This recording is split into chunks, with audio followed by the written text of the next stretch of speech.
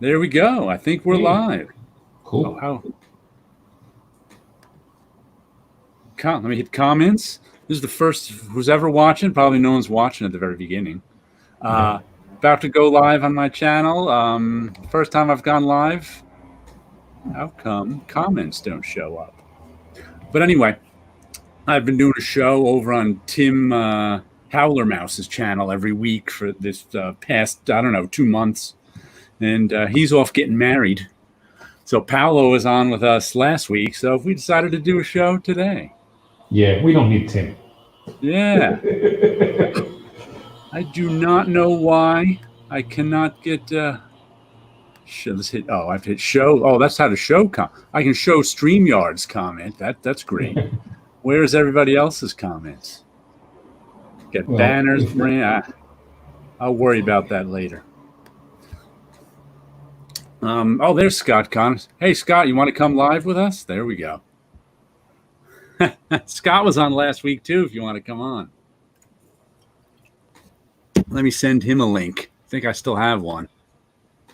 We'll have everybody who's in the comments live. oh, there's Eric Green. Hi, Green. Let me see if I can find them here. Over I'm gonna put this in a Discord server. See if they want to watch me.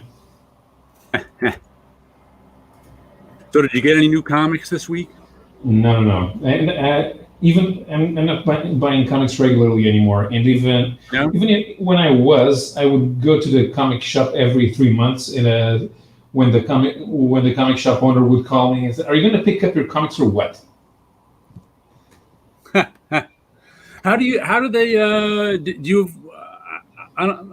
In Portugal, how do you have comic shops that get weekly comics in?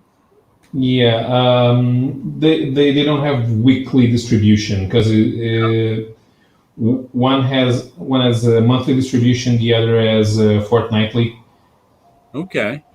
And that one usually gets last week's comics. Okay. So I know in Europe they have graphic albums. Is that what comes out every month? A new. Every once in a while.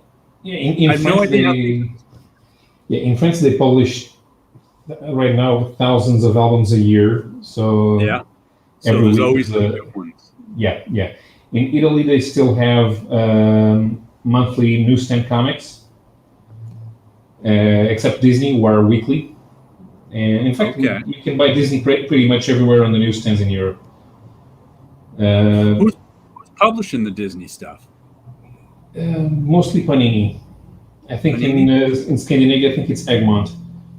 And Panini have the studio. They run the European studio. Do you have any idea if Marvel Comics still owns Panini? They bought them in the 90s. Yes, I remember they were the only profitable division. Back when Marvel went into bankruptcy. Mm-hmm. Well, Marvel itself was still profitable. Back when Marvel went into bankruptcy, they went into bankruptcy because they just went on a spending spree, and they bought a bunch of sports card companies. There's Scott. They bought a bunch of sports cards companies, Fleer, Skybox. For like sports cards companies were crashing, and Marvel bought them for exorbitant prices. But I kept hearing they also bought Panini at the time, who was a sticker company. Yeah. I'm not even sure if they were a publisher at the time, but I know they wanted to publish stuff. Mm-hmm. And I know they published. I know that in Italy they kind of merged with Marvel Italia. It was sort of a reverse takeover because the Marvel Italia's editor became publisher of Panini. And when Marvel went into protection from bankruptcy, they had to sell off Panini. They were reorganized as independent, and they basically got the distribution rights to Marvel worldwide except for North America. Okay. So they're I was never, because I was here. I've heard them mentioned all the time since, like I said, I first became aware of them when Marvel bought them in the 90s. And then I've heard their name mentioned for years, ever since then. So I was like, I don't know Marvel. I've never heard them mentioned in conjunction with Marvel anymore, though. So I'm like, Marvel must not own them. But matter of fact, one of the things I remember about Panini is Marvel reprinted in the late '90s. Marvel reprinted the Jim Steranko's Agents of S.H.I.E.L.D. stuff. Yeah. And they only reprinted it because Panini was reprinting it.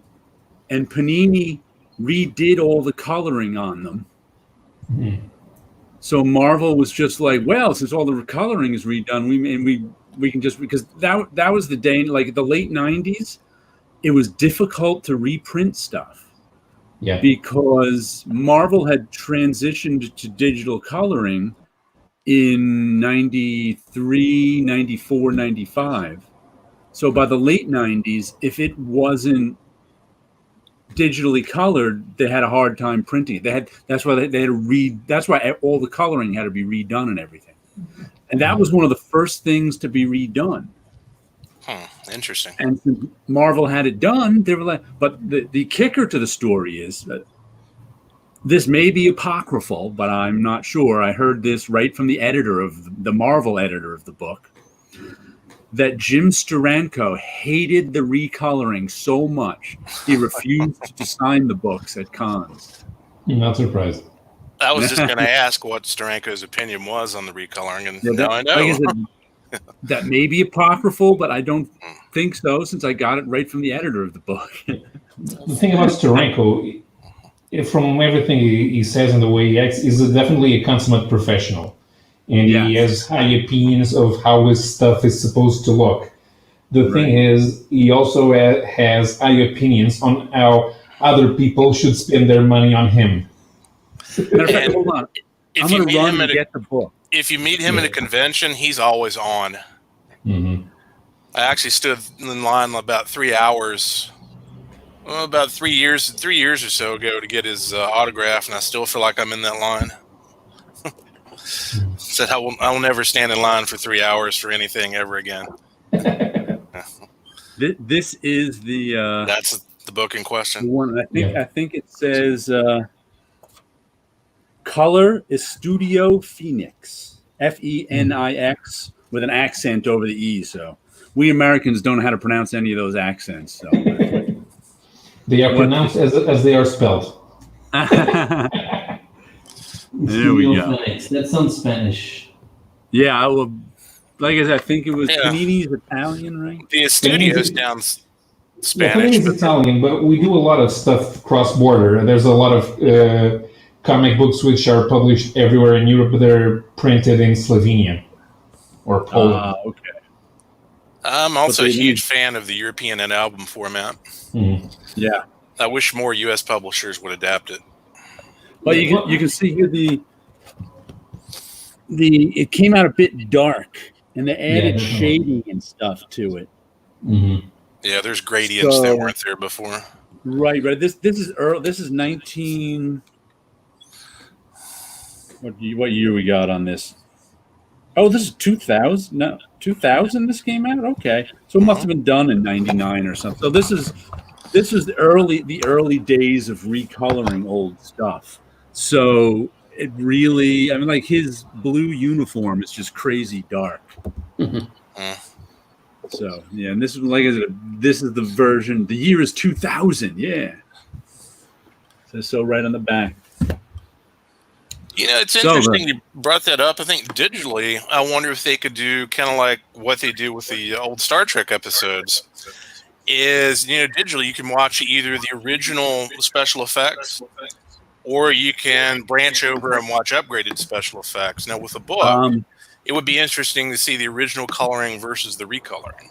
The problem is, it's a completely, like I said, when you're talking about the TV.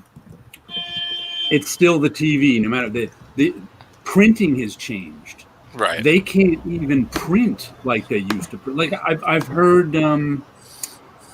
I've heard people say that they wish that they could print the old way, like on newsprint.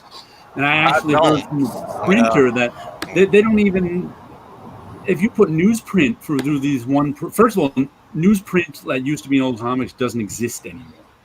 Right. If you were to put that old newsprint through a new press, you'd wreck the press. It's just I wish I could find a source for this. I only read it once, but someone said the reason comic books were so cheap for so long was during World War II. They made so much newsprint that they kept it up in cold storage in Canada, and it didn't run out until the 70s. That's how much newsprint they made during World War II. That's an amazing amount. That is a crazy amount. I wish I could find.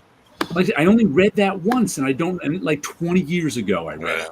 It'd just be interesting to see a photograph of like a warehouse that was completely full of newsprint to see how large it was. Right. Because I imagine they just put it above they have warehouses. We've all seen like ice road truckers and stuff. I imagine they climate stable there. Yeah.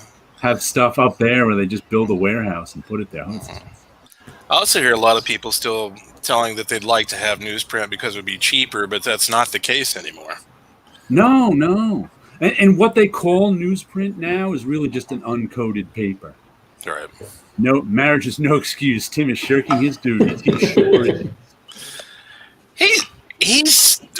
posted earlier that he went to a flea market or something, got a whole bunch of comic books. So he's not shirking his duties yet.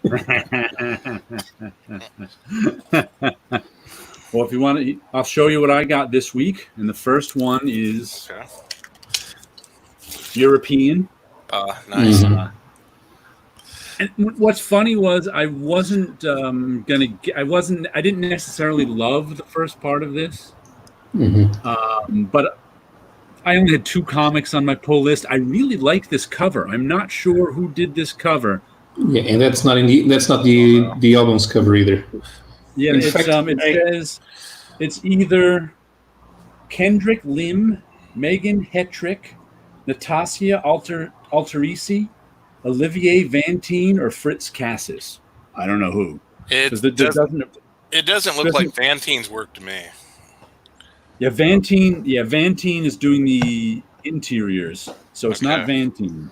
Yeah, and they're not publishing in the same order that they came out in France.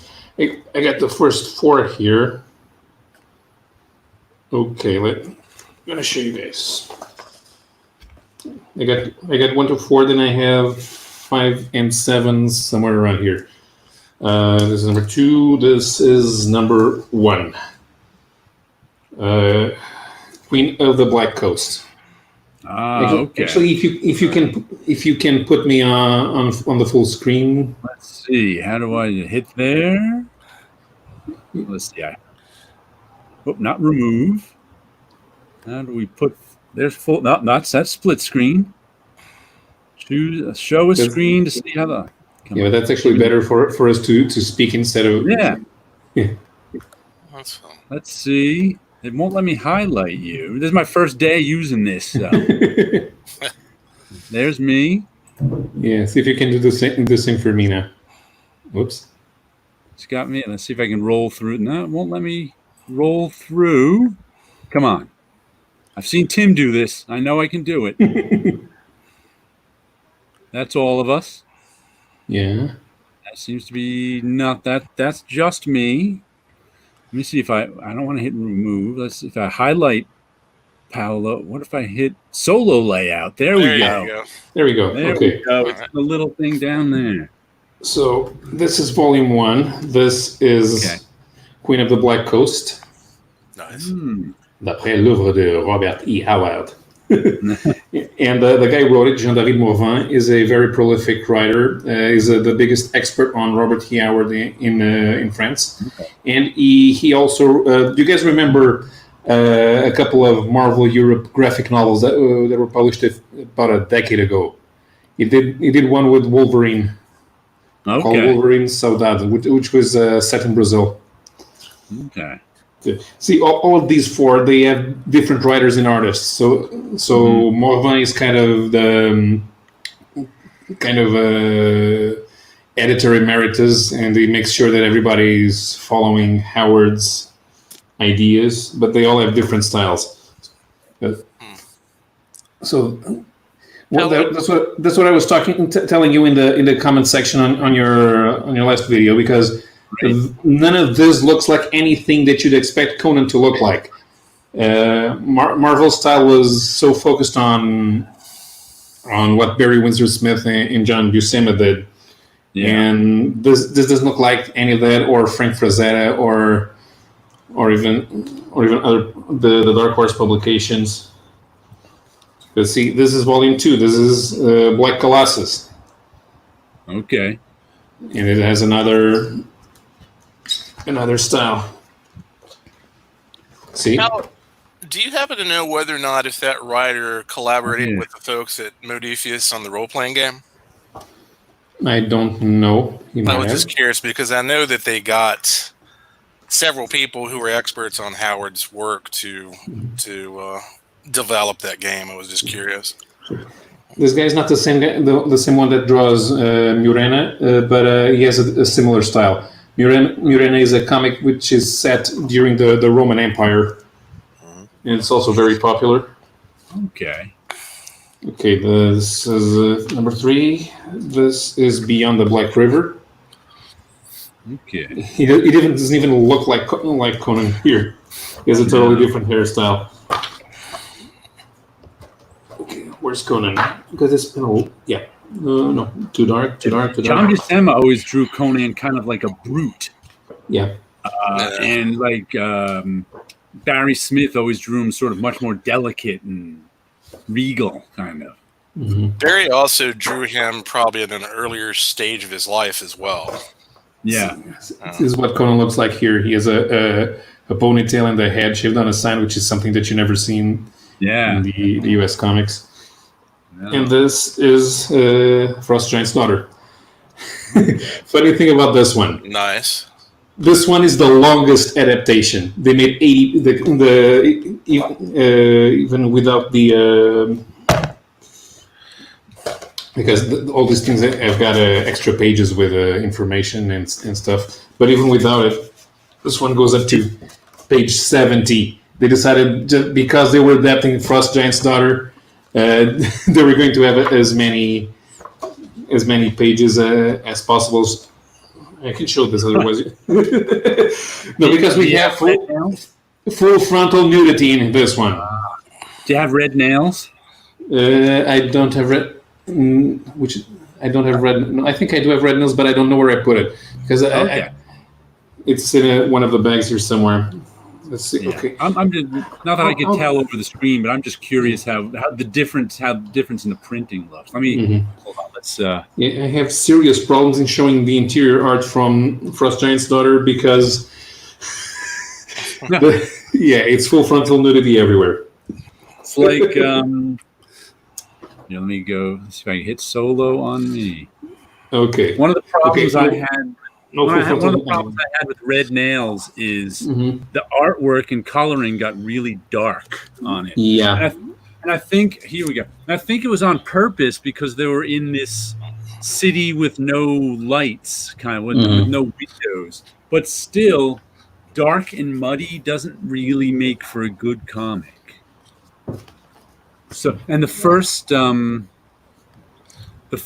of it wasn't like that. Mm-hmm. So I was just kind of like, when it went to this dark and muddy part, I was kind of like, eh. Yeah, they're also being published by a small press publisher, so because this one is one of the big ones. This is by Glenna.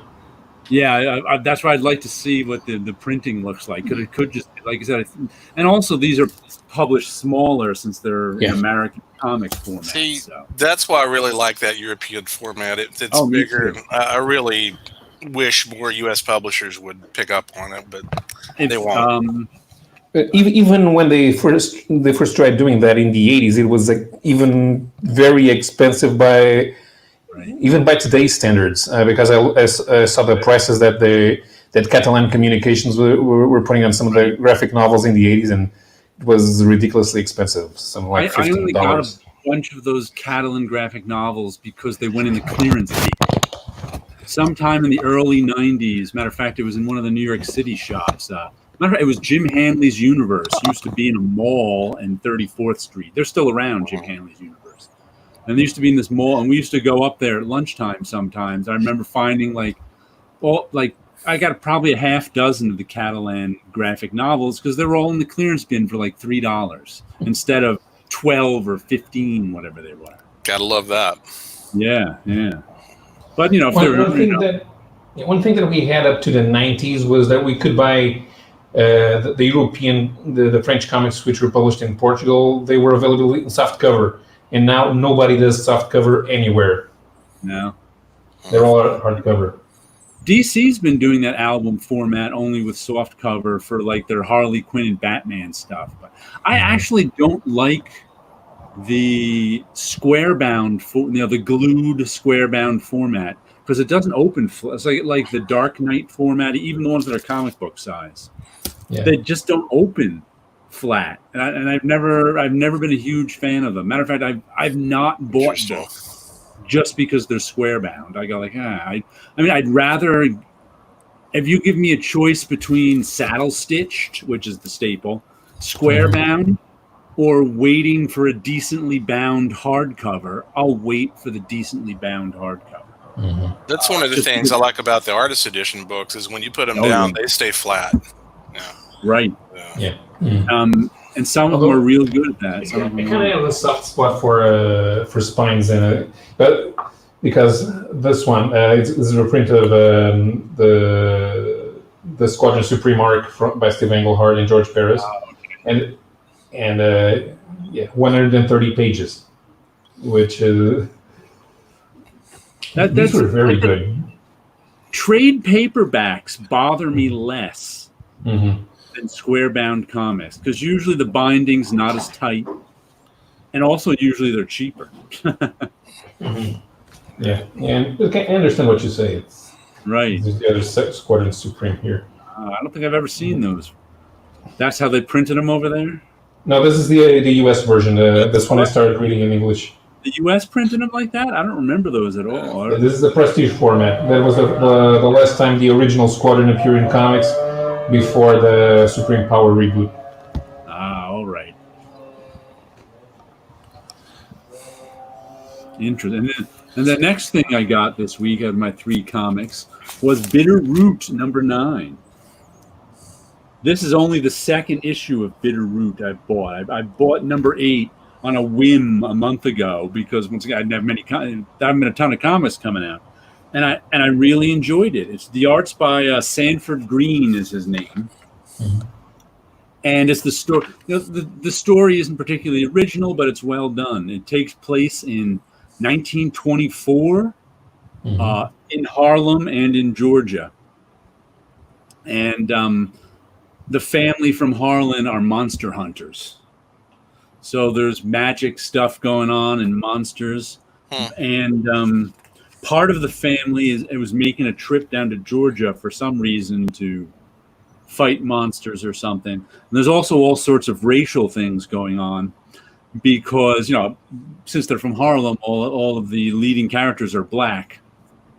And they're in Georgia in a sundown town, which was a town where black people weren't allowed to spend the night. If you were a black person, you had to get out of town by nightfall.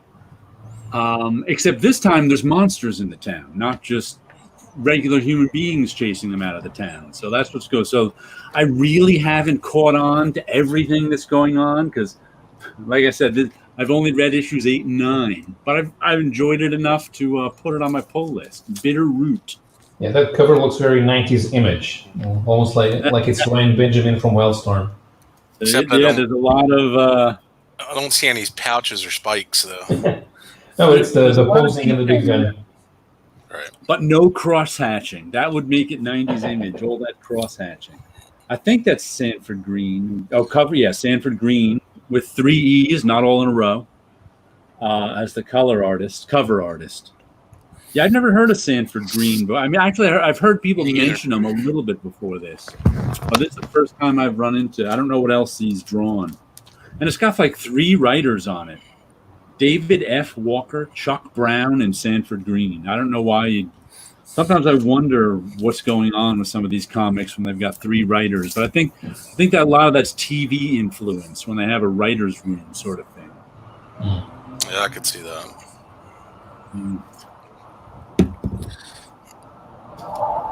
And the only other comic I picked up this week is Usagi Yojimbo Color Classics. Nice.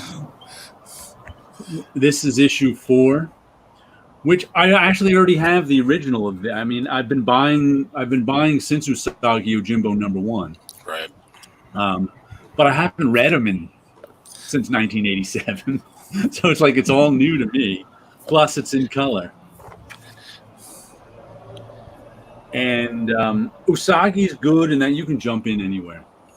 You know, there's continuity to Usagi, but not so much that you couldn't just pick up an issue and read it.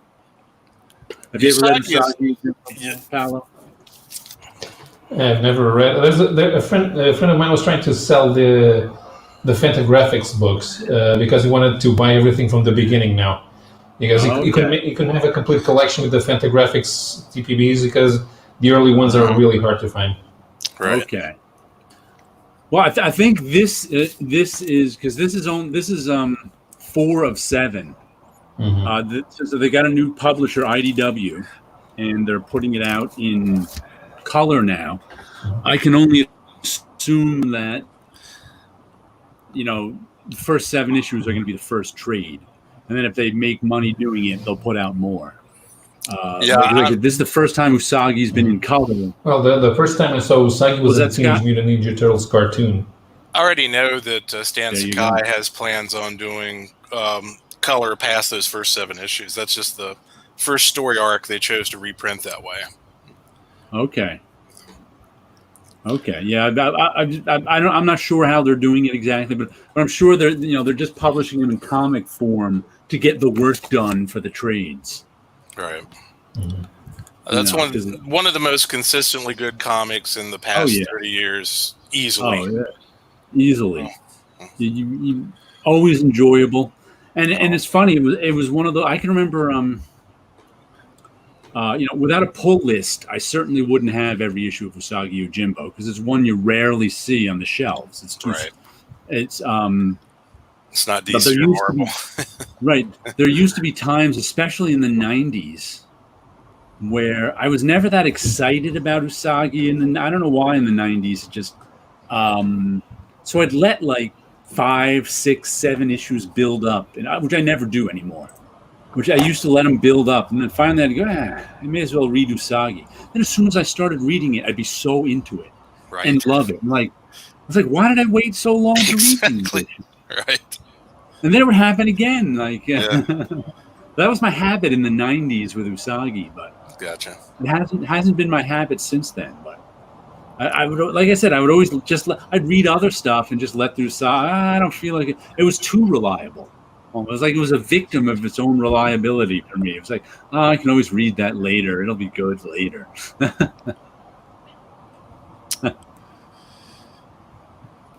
Yeah, the Usagi is also one of the titles I recommend to people that haven't read any comics before. And they look at me, it's like, you mean, an anthropomorphic rabbit? And I said, get past that. It's really good. Yeah. I've had a couple people tell me, say, wow, this is really good. I'm like, yeah, I've been telling people that for 20 years. Yeah, people don't. I think the color is going to help. Because, there's well, that one's kind of like Bone in that it stands up well either way. It stands up really good in black and white or color. Oh, it does, but I have no problem with no color, but some people do. Like Sleepy Reader always said, he's loving it now that it's in color. But he was like, he just his eyes just couldn't parse the black and white art. He always said it just didn't. I like it both work ways. For him. Yeah, I'm fine with either way. I really, I've been buying it for 30 years. I never had a problem with it, but I was not used to it. There were a few black and white comics that we used to have. They were really low production values, and they usually just reprinted newspaper strips. But I didn't really buy them that much. But I kind of was familiar with black and white comics even before I started reading in English and before finding out what alternative American comics were. So I really don't know what seems to be the problem that some people have with black and white. I think there may be a stigma and they equate it with a publisher that they're not used to. So, unless it's from Marvel or DC, they don't know. Mm-hmm. Yeah. I can remember, like, I've been an indie comic collector most of my life. And since, like, the mid-'80s, I've been mostly indie comics. I can remember people, whatever comic I happened to be reading, would open one of my comics and go, "Where's the color?"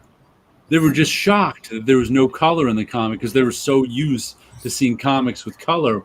When they saw one without color, they thought something was wrong with it. So it was just this weird prejudice. Do you know why Donald Duck's shirt is black in Europe? Donald Duck has a blue shirt in the cartoons. But when he started appearing in newspaper strips, in order not to make that thing be so much white, in order to have some weight, they colored the blue as black. Those were the first times that Europeans saw Donald Duck. So when they started making the comics in color in Europe, they would color the shirt black. So that's something that we got used to. I think another thing too, most Americans don't realize how popular the Duck comics are, especially in Europe, especially in the Scandinavian countries. They are huge. Yeah. I've always read that we don't have Disney comics here.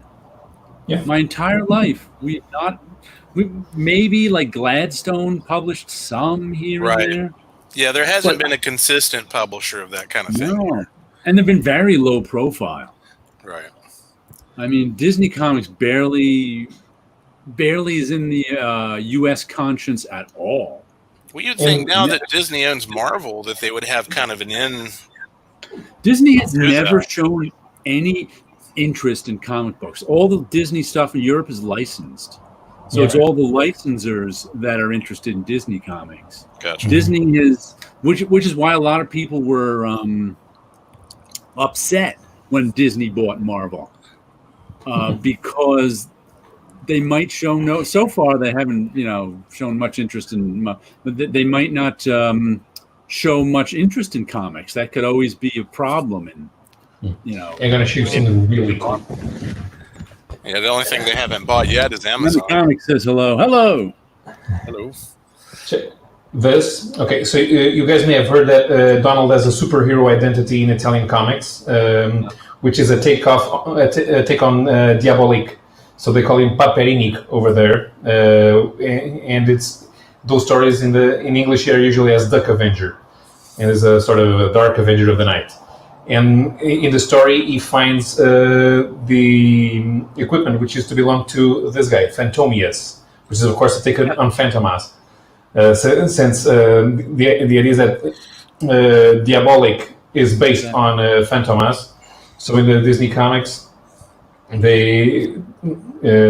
Donald finds Phantomius' equipment and becomes Paperinic. And a few years ago, the Italians did a series of stories featuring Phantomius, Gentleman Thief. And in Portugal, we had a 5-issue mini-series which collected all the stories in large format. That's pretty cool. Neat. Yeah, and they even have this coloring which looks old, but it's on purpose. I actually kind of like the coloring on that cover there. Yeah. Actually, and what is it? That looks fine to me. Yeah, or not. There. Dollar Tree has started carrying Disney comics. Lots of European reprints. You can find them in the coloring book section. Interesting. Yeah, I had no idea that was the case. Yeah. I don't usually go into the dollar stores, so I had no idea. The thing is, your distributors and your publishers are so used to the 32-page format no Disney comic in Europe is like that. They're all quite large, thick. Even the weeklies are 100 plus pages. Special editions are 200 pages or over. I do remember here in the States, you would get the digest size Disney publications that they would sell. Usually not in comic shops, but they'd usually sell them in like grocery stores and supermarkets, and they would be, racked because they're so small up near the counters. But they were fairly popular at times. But you got to pay for that placement up near the counter. Oh yeah, sure, absolutely. Yeah, you got. That's why Archie Comics is there. That's why Marvel and DC are never up there, is because you pay a bit of money to get your stuff racked up near the at the checkout line in grocery stores. That's a pay. And then let me show you what I've been reading. I dipped into my '80s stuff to pull out Grimjack. John Ostrander and Tim Truman. And I gotta say, I've been really impressed by this. I bought these back in the 80s. It was one of my favorites. I've been really impressed with the artwork in this. Yeah, I really like Tim Truman, but I haven't read much of his Grimjack material. I've read a lot of the Scout stuff. Oh, it's excellent. Gotcha. But this is the first time I've been reading this since the 80s. Uh-huh. And it's very kind of PI. Have you ever heard of Grimjack, Paolo? Yeah, I got a couple of those IDW and the first, second reprint editions. I know that I think the first 3 issues of Grimjack were published in Brazil, but I don't think they ever exported those to Portugal. The thing with all that material from First Comics and Eclipse is that they tried to do them as a sole comic, and instead of anthologies. So if you tried, they tried doing one arc here, one arc there, because if you did it monthly, they were going to get canceled by issue 7 or 8. It would be impossible because they didn't have the brand name that Marvel and DC had. So unless they, and I'm not even sure how the rights management was, because if they tried putting it in a sort of anthology, maybe they could make sure that it would sell better across every month. But they didn't even think about it, because trying to license each comic individually, especially when they were Korean owned, even if they came from the same original publisher in the US, it would have been a nightmare. So they would include it in something they knew would sell to try to boost it. They should have done that, but they didn't. What they ended up doing was a story arc as a mini series, and if that sold well, they would do another one. I know that they tried to do Epic Illustrated in Brazil, and the licensing was nightmarish, so they gave it up. I'd love to see Epic Illustrated reprinted as a hardcover series. I still have all my original issues of it, but I haven't read them since the 80s too. I'm going to have to take those out. Some of that material really stands up today. Oh yeah, there was good stuff. Listen, Grimjack is a lot more private eye stuff than I remembered. And now they're getting into the law, because that's basically what he is, a private eye on this in this city that's got lots of dimensions in it. But the artwork on it is some of Tim Truman's best, and the stories are fun. Like I said, I'm only up to issue 6 right now, and I think I stopped buying this when Tim Truman stopped drawing it. I think Flint Henry may have taken over after him, but I really wasn't as into it without the Tim Truman artwork. So I might have to track some of that stuff down that I never got just to give it a read. There is a Tim Truman art book that's due out later this year. Oh, cool! I have a couple. I have a couple of pages, original art from Tim Truman from when he redid Grimjack, and when was that? Like 2010 or so. Gotcha.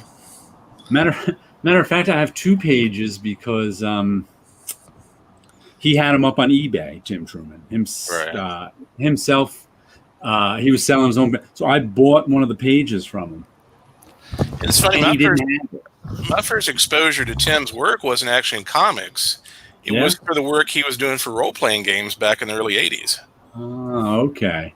I didn't know he was doing work for role-playing games. Yeah, he did. He did some work for TSR. Yeah. But anyway, he didn't. I bought the page from him on eBay, and he emailed me back. I'm a little embarrassed. I don't have that page. So he told me to go to his website and pick any 2 pages, and he'd send them to me. So I did, and he sent me 2 pages. Well, that's nuts. Yeah.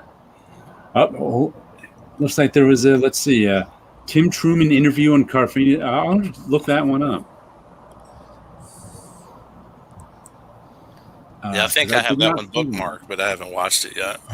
I really enjoyed the Howard Chaykin interview on Cartoonist Kayfabe, which was Howard's a character. Which is mostly him talking. That's why it was so good. They didn't even have too much. Yeah, Howard went over a few things that he had already talked about in Comic Book Historians, but they don't put their interviews on the YouTube channel until after a year or so later. You have to go to their website and download the MP3 or hear it in one of those podcast apps. But they usually also have good stuff. That I like there's a great interview with Tom DeFalco, which is I think it's the most recent one. And they already talked to Steranko as well. Comic Book Historians is the new. I don't think I've ever been to that one. They even have a Facebook. It's worthwhile. Yeah. Mm-hmm. Yeah, I'm a fan of comic book history. Did you see? I did a video of my famous first editions new fun comic, the very first DC comic. I still have to get to that. I'm like 2 days behind on my YouTube watching. Yeah, it's a pretty boring comic to begin with. I got it. Hold on, let me pull it off the shelf. Here it is. I got it mostly for its historical value. This was the very first DC comic. And this may be the first 1935. Yeah, February 1935. And it's in black and white, and it's mostly it's almost all reprints of comic strips that you've never heard of. And there's some articles in it too and stuff like that. What surprised me the most about this was that the hero of the beach ad was in it. The insult that made a man out of Mac. Right. I was like, amazing. That was in the very first. I did not realize that ad was so old. Because it was in comics up until the 70s, I think. You know you're a comics fan when you can wax poetic about older ads. Yeah, the hero of the beach. That ad's famous. Matter of fact, Flex Mentallo was like based on that ad or something. Right. Mm-hmm. That's actually a series I've always wanted to read, but I've never just gotten around to it yet. I finally got around to reading it. I don't even remember it. Okay, gotcha. In other words, don't rush. One of my favorite ads, talking about ads, was the one that Jack Davis did for Spalding basketballs, where they had Dr. J and Rick Barry. Rick Barry? Dude, look, when I was a kid, Dr. J was the man. He could do no wrong. I was not a basketball fan, but I still love that ad. Just because of the Jack Davis. Yeah.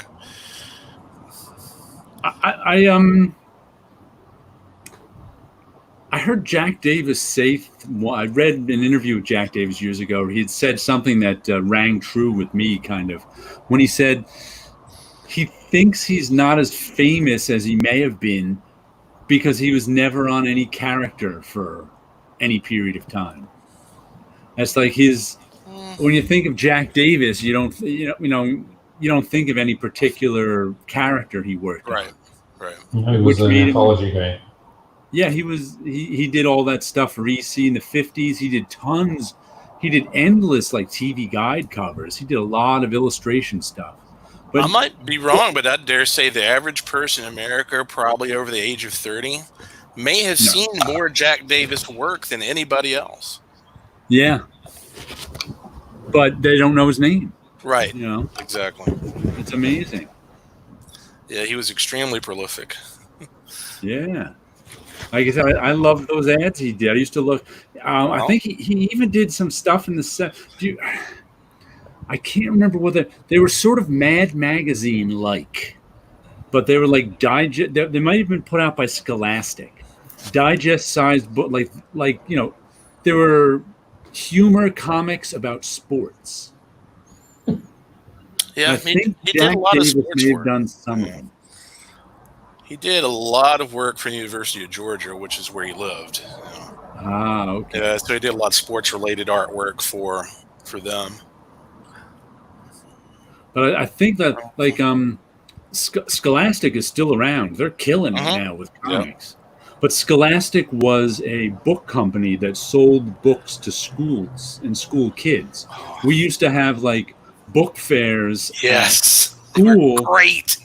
Yeah, where you'd get this Scholastic catalog or something and can order books to encourage you to read. So it's like they've got a captive audience. Remember the weekly reader catalog they would give you? Oh, yeah. And then you go through and you like check off the ones that you wanted, and you hope that your parents would give you enough money to order everything. Right. Yes. And that's where I got those. Yeah, that's where I got those sports cartoon books out of, which I haven't seen since. Right. They used to be everywhere in the 70s. All the kids would buy them. Yeah, it's funny you mentioned that. I think Raina Telgemeier's work that Scholastic is publishing now is by far the best-selling comics in the United States. Yeah, they just came out with the report of comic sales in like 2019, and everything's up but the direct market. Right. Everything, like I said, kids book sales are up. Well, they finally figured out that, kids like comics. Duh. It took the book companies 25 years to figure that out. Because Marvel and DC were trying to get books out through the book companies all through the 80s and 90s, and they couldn't. And I don't know what happened where they all of a sudden could. But they could. Well, getting out of the newsstand didn't really help, but I don't think they were into it. You need something entry level before kids start reading superheroes. And we have Disney, and you guys had nothing. You had Archie. Yeah, but well, like I said, leaving it, but it was comics didn't get out of the newsstand. The newsstand kicked comics out. I always point that out to people. The newsstand didn't want comics anymore. But it was interesting too. I was just reading a piece just came out this week on Carol Kalish. I don't know if you know that name. Yes. People do not realize how big of an impact she had on the direct market. Right. She was pretty much the matriarch of the whole thing. Yeah, she died in the early 90s. She helped usher in the 80s. She helped usher all the comic shops into the modern world. She was in charge of direct sales at Marvel. Yeah. But I tell you, one of the most interesting things about that article, because it was, of course, all over my feed. I saw, and everybody was, saying how much they loved Carol, except for Larry Hama. Larry Hama just posted, she hated me. She tried to kill all of my books. And I was just like, I wonder what the story is there. Interesting. I mean, I don't know Larry's that well. I mean, the only thing I know is from interviews and things like that, but I've rarely heard him say anything negative about pretty much anybody. Right. He's generally well regarded. Yes, I know most people have a very high opinion. It makes me wonder what she had to do to make him say that. Well, I'm going to have to find out somehow. I'm just like, his kid. Oh, there we go. Kids comics for G.I. Joe, Transformers, and Star Wars, the early 80s forward. Yeah, he loves some Larry Hama. Exactly. He was the G.I. Joe guy. So if you're a G.I. Joe fan, you love Larry Hama. Wow. We didn't have G.I. Joe comics. The Transformers comics here were published in the newsstand by not by a book publisher, but by the guys who did the French comics, which were graphic novels, and they weren't introduced yet. So I didn't hear about Larry Hama until I started doing Wolverine. Although I think I have an old Larry Hama drawn story from Bizarre Adventures, some with a rabbit in a black and white magazine that the Brazilians did. Larry Hama was in a couple of episodes of MASH because he did some acting in the 70s. So he showed up in a couple of very small roles in MASH. Sergio Aragon. You can go look those up. Too. So Sergio used to be on, what was that show he was on? Like one of those 1980s early reality shows. What was it? Well, he was on Laugh-In, and then he also did the animation that was used for. Laugh-In was the 60s. I don't think he was on that. He was on from time to time. He wasn't a regular. No, he was. I can't remember. It was like Real Life or something. It was a story. It was a show where they had it was a stage setup, and they had like an MC, and they used to cut away. It was sort of like an America's Funniest Home Videos before home video was around. Well, I was getting ready to say, they would have. He did animation for Dick. What's his name's Bloopers and Practical Jokes. The guy that did American Bandstand. Yeah, exactly. But he would be drawing live in the intros and outros. So as they'd be going to commercial, they'd cut to Sergio drawing live something. Yeah, and they'd also use his animation too when they didn't have footage of him as well. Yeah. Right. Real was in the title, I think. I can't remember the name of the show. Early 80s though. Are you thinking of Real People? Which was a different show. Was it that same format? It may not have been Real People, but it was one in that same format. Okay, because the one I was thinking of was Dick Clark's Bloopers and Practical Jokes, but that was later on, I think. Right? Yeah, that's true. That was about 10 years or so later. Yeah, it was one of those early '80s ones that was like Real People. I think Real People was the name of it, right? They had the host and they go to Real People. Yeah, they'd focus on all kinds of different topics and people, and all kinds of. I think it was one of it came from that same era with Sergio drawing. That's where Byron Allen came from originally. That was his first big project. You met Larry Hama at a con last year. You talked to me. It's funny. I heard someone on YouTube say that when Larry Hama is at a con and he's drawing, he's concentrating, so don't expect him to talk to you. So don't think he's being impolite. When he's done with the drawing, he'll talk to you. But when he's drawing, he's just sitting there concentrating. Right. What do we have here? From first American comics I had were reprints of Amazing Fantasy 15s and early Hulks and a few Batman comics from the early 70s. Yeah, those are either the APR books or the Distri books. The Distri tried to publish Marvel in Portugal, but they started in 1983 with the Stan and Jack stuff, Spider-Man, Thor, and Hulk, which was kind of a strange way to publish those comics. He jumped to war comics. Yeah, we had British war comics in those small black and white magazines. And our favorite around here was Battler Britain, right? Which was turned in the translations. It was turned into having a Portuguese father, so his name was Major Alvega. That's something that went back to the 50s, because at the time all the foreign characters in children's publications had to be translated. Gotcha. Battler Britain, was that a UK one? Yes. Yeah. Okay. Yeah. Wildstorm did a miniseries. Well. Oh, that's right. Didn't they recently put who? It was Garth Ennis. It's Garth Ennis. I have a couple issues. Garth Ennis, yeah. Mm-hmm. I think I may have bought that. Yeah. I'm not even sure. Here in the States, probably up until the 90s, we really didn't get any British import comics like that. No. We got Judge Dredd. Yeah. That was one of the first big ones, yeah. I think if I remember right, there was an editorial by Garth Ennis, I think, in the Battler Britain book, talking about how one of the things he admired about American comics is how they love them and keep them in print. A lot of the UK comics are just gone now. They're just right. They didn't, they didn't have for some reason the publishers didn't keep all that stuff around. I found that interesting. I'm really glad that Titan is republishing all of the Dan Dare stuff. Yeah, I don't think I've read any of that. Titan's a pretty good publisher, at least in the quality of some of the stuff. I read what was it that I read by them recently? Oh, Adler, I think, is by them.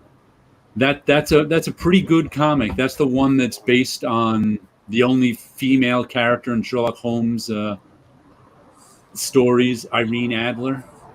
But it also made me go, who's going to buy this book? Unless you're a Sherlock Holmes fan, you don't know the name Irene Adler, let alone the name Adler. Well, I was just getting ready to say, as popular as Sherlock Holmes is around the world, it would be interesting to see a publisher push Sherlock Holmes based related comics.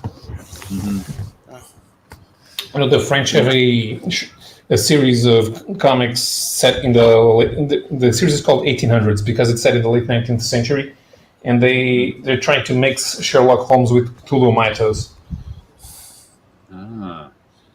These are set during the time when Sherlock is supposedly dead. He has a bookstore, and very few people know it's him. Which falls was that? Oh, I can't remember. The falls he fell off of. Reichenbach. Yeah, Reichenbach. Reichenbach falls. There we go.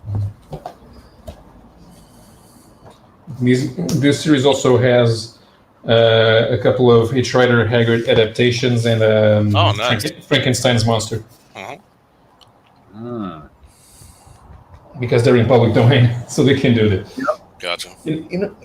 Last week I told you about the Agatha Christie comics. I'm a big Miss Marple fan. Yeah. So these are Portuguese editions. Poirot, Murder on the Orient Express. I actually first read Murder on the Orient Express, not knowing it was Murder on the Orient Express. Because the book originally had the name Murder on the Calais Coach. And my mother happened to collect Agatha Christie soft covers. So I read Murder on the Calais Coach. And they kept calling it, but it was called the Orient Express in the book, because the Calais Coach was on the Orient Express. So then I was reading the whole thing going, is this Murder on the Orient Express? Because the train is the Orient Express. And then after I read it, I finally found out that was the original title it was published under. Murder on the Calais Coach. Here's Miss Marple. Interesting. See, this one looks very French. It's almost like a Ligne Claire style. Reminds me of Jacques Martin a bit. Right. Man,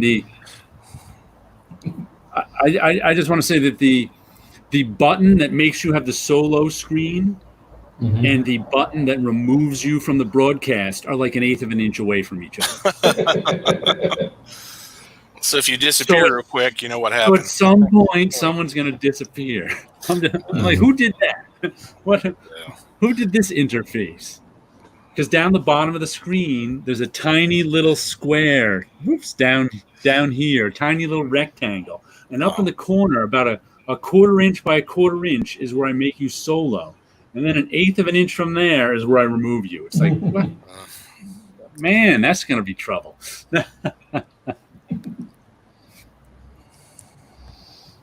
These literary adaptations are really popular in France right now. There's a gazillion of them. I even have this one that's really cool. This is an adaptation of a French horror novel from the 50s.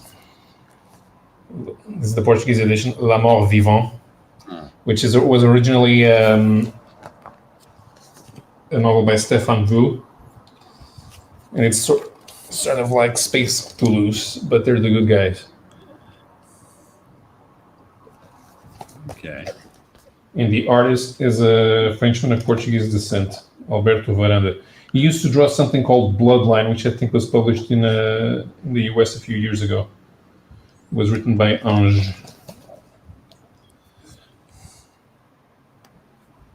Oh, that's nicely done. I'm jealous of all these nice French graphic albums. Yeah. We hardly ever get to see that stuff. You guys got to learn French. I've actually thought about that because there is so much material that's published in French that hasn't got an English translation yet that I'd like to see. Yeah. So I've actually thought about starting to learn French. I took French in high school. It was my worst subject. Holy cow. Because it's all memorization, you know, but learning a language is all memorization. And you know, the reason that we here in the US don't know lots of languages is you've got to travel thousands of miles to get someplace where English isn't the main language. That's all it comes down to, really. Here it's easier because in Portugal, easier than in most European countries, actually, because it depends on the size of the country. The Germans, the French, the Spaniards, and the Italians, they dub everything. We, the Scandinavians, the Dutch, and a few of the Slavs, we had subtitles, so we are used to hearing other languages. So, and it was perfectly normal up to the 1980s to go to the movies, and there was a French or an Italian movie, right? And we'd watch them. No biggie. Right. It was interesting to me here in the United States when Pan's Labyrinth came out. It was in Spanish, you know, audio, but the text was all in subtitles. It was interesting to me to watch that in a theater because I would have thought, you know, a lot of people would have got up and left when they noticed, hey, that's, you know, not in English. But it was, I was shocked at how many people stayed, and that's still one of the best movies I've ever seen. And I'm really surprised at how well it went over in an English language audience. Yeah, what's fine. I think Americans have gotten a little more used to subtitles because there's so many TV shows now that have parts of them in subtitles. Sure. Plus, I think Japanese animation may have had an influence on that too. Yeah. In terms of how accepting of subtitles. Yeah. Right. Yeah. I would still rather watch something dubbed only because it's more visual that way, but if it's subtitled, it's subtitled.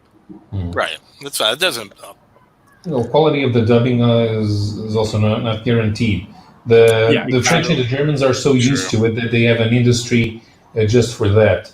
The stuff that we dub, which is usually cartoons, we get two people to dub the entire series. So there's always some guy doing funny voices for a number of characters. It's ridiculous. Wow. Because when I was a kid, we still had cartoons with subtitles, and I don't know which idiot decided that, children have a hard time trying to watch the cartoon and reading the subtitles, and shut up. I agree. Nowadays, when kids watch the cartoon 1,000 times in a row, kids are a lot smarter than adults give them credit. They are. Especially because as I was learning English, and here I was watching Bugs Bunny, and I'm starting to pick up the jokes.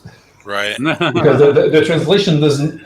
The translation sometimes doesn't get the whole joke, but if you start listening to it, now I get it. Well, this translator's stupid. Right. Start to pick up on that stuff. I had there's a fellow named Augie DeBleek Jr. that does a podcast on European comics published here in America, and I was interested to find out that the Asterix reprints, which are at a new company now, I think it's called Paper Cuts. Okay. Oh yeah. That they have actually gone back and redid the translations. And he was a little concerned about how well that would go over and what they would leave out, which nuances were, left out of the new translation. So that would be interesting to me to see a A/B comparison between the classic translation and the new one just to see what's changed.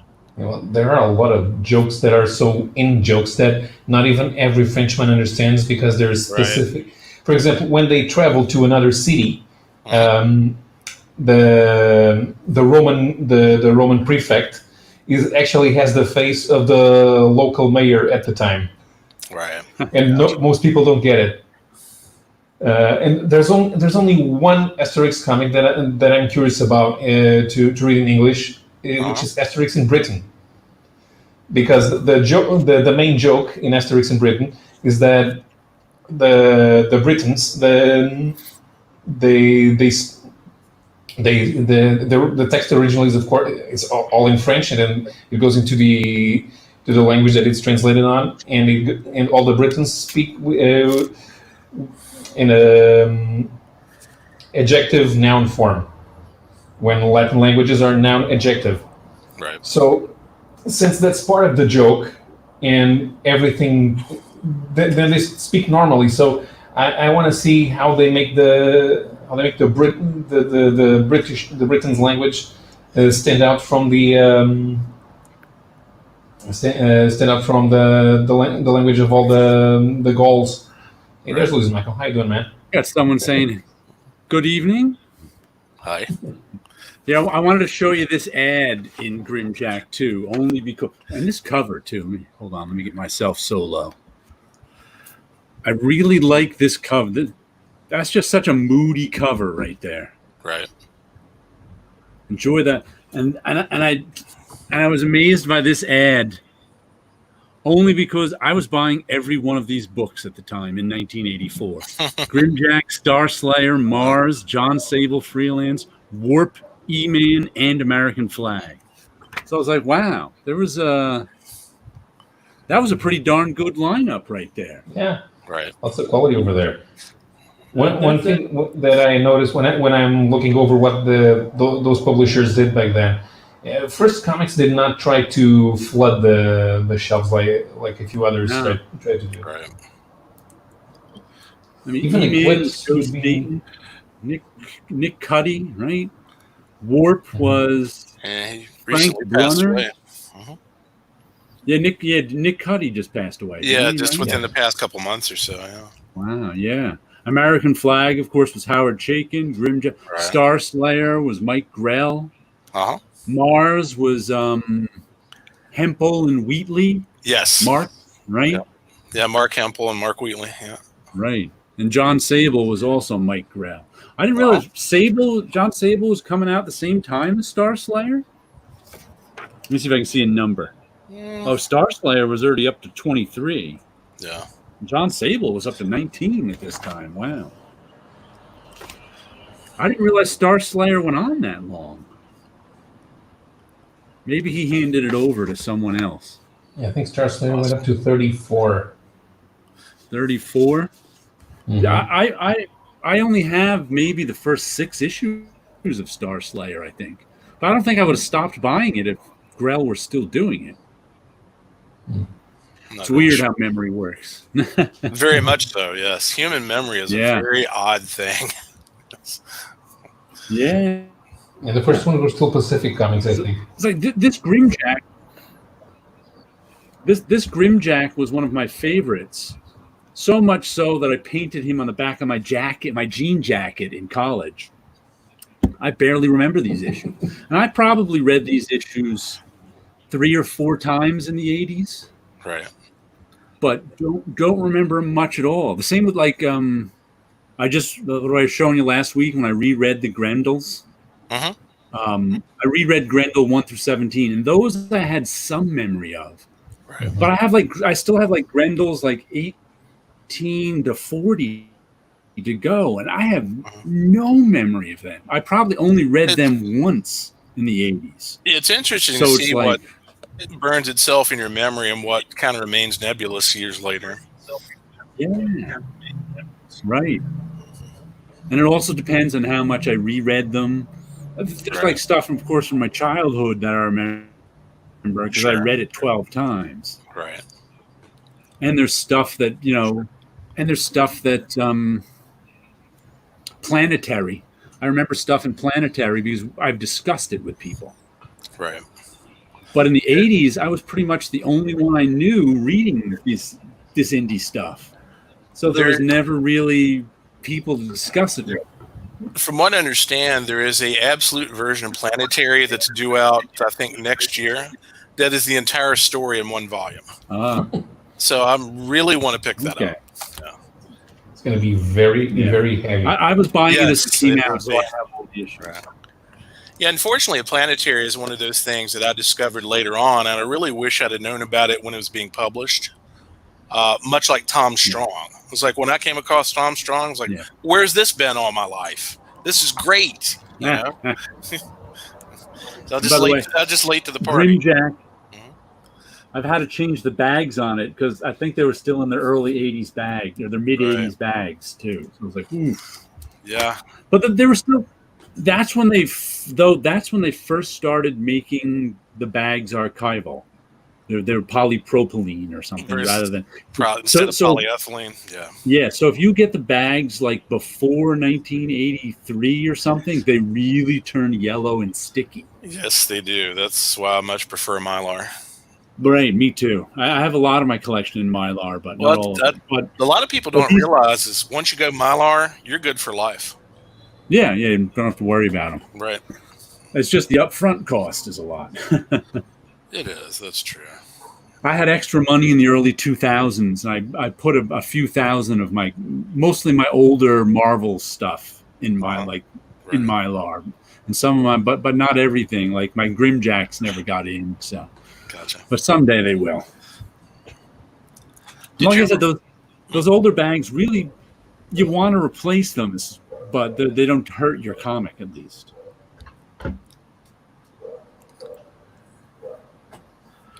What was that, Scott? Did you ever read Concrete? Yes. That's one that really, that's what I was talking about earlier. It really stands out in my memory. Is like I can just look at a cover of a certain issue, and I can remember exactly what happened in that one. You take an X-Men title that was being published at the same time that I read, and I have no earthly memory of that at all. I've often said I was there. My first issue of the X, though I had some of the Cockrum stuff, I first started buying the X-Men regularly with John Byrne's first issue. Right.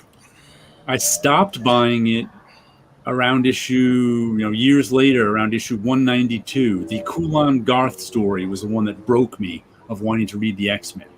But I looked on my shelf recently. It still had, I thought I stopped buying it with that issue, like 192 or whatever.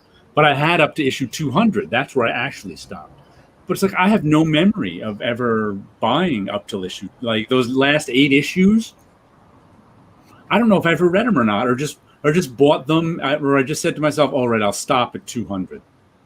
It's a round number, and that's where I stopped. But talk about no memory of them. None whatsoever. But I remember all the Byrne stuff because I read, like I said, I was buying that as it came out. So I read it and reread it. That was one of those, oh man, when that came out that week, that was the first thing you had to read. Right. And I was lucky enough. 201. What was that?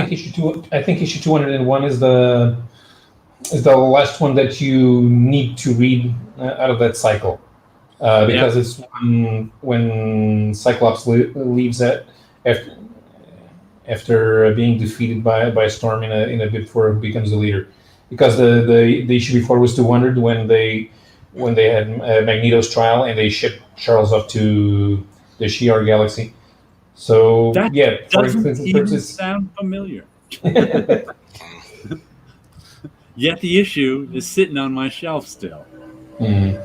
Yeah, but that's it. After 201, you start getting the preparations for Mutant Massacre, and that's when it kind of starts everything going downhill with shipping the X-Men off to Australia and stuff.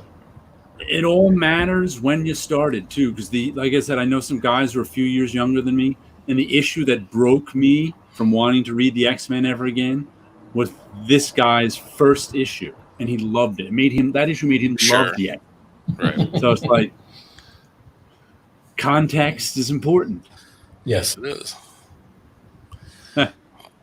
Yeah, there's stuff that I started reading. There's a whole new generations who have never heard of those creators. They don't know who Mike Zeck or David Michelini were. Well, it's amazing to me how I don't know anyone's name anymore. It's like, Me neither. I mean, and look at these guys. Like Marvel and DC guys, I don't know. I just read, what's the last thing I read from Marvel? I took it out of the library this winter. That, you know the writers' names because they promote them all the time. The Jonathan Hickman X-Men, House of X, Powers of X. I couldn't tell you who drew it. Right. I have no idea. But I know Jonathan Hickman wrote it because and I can tell you this for a fact because I heard it said with my own ears. Back when, first of all, there's such a thing as institutional memory. I'll tell you a weird story about institutional memory. This is when I was working at Marvel in the early 90s. Back before everything was computerized, when we used to have to do everything by hand.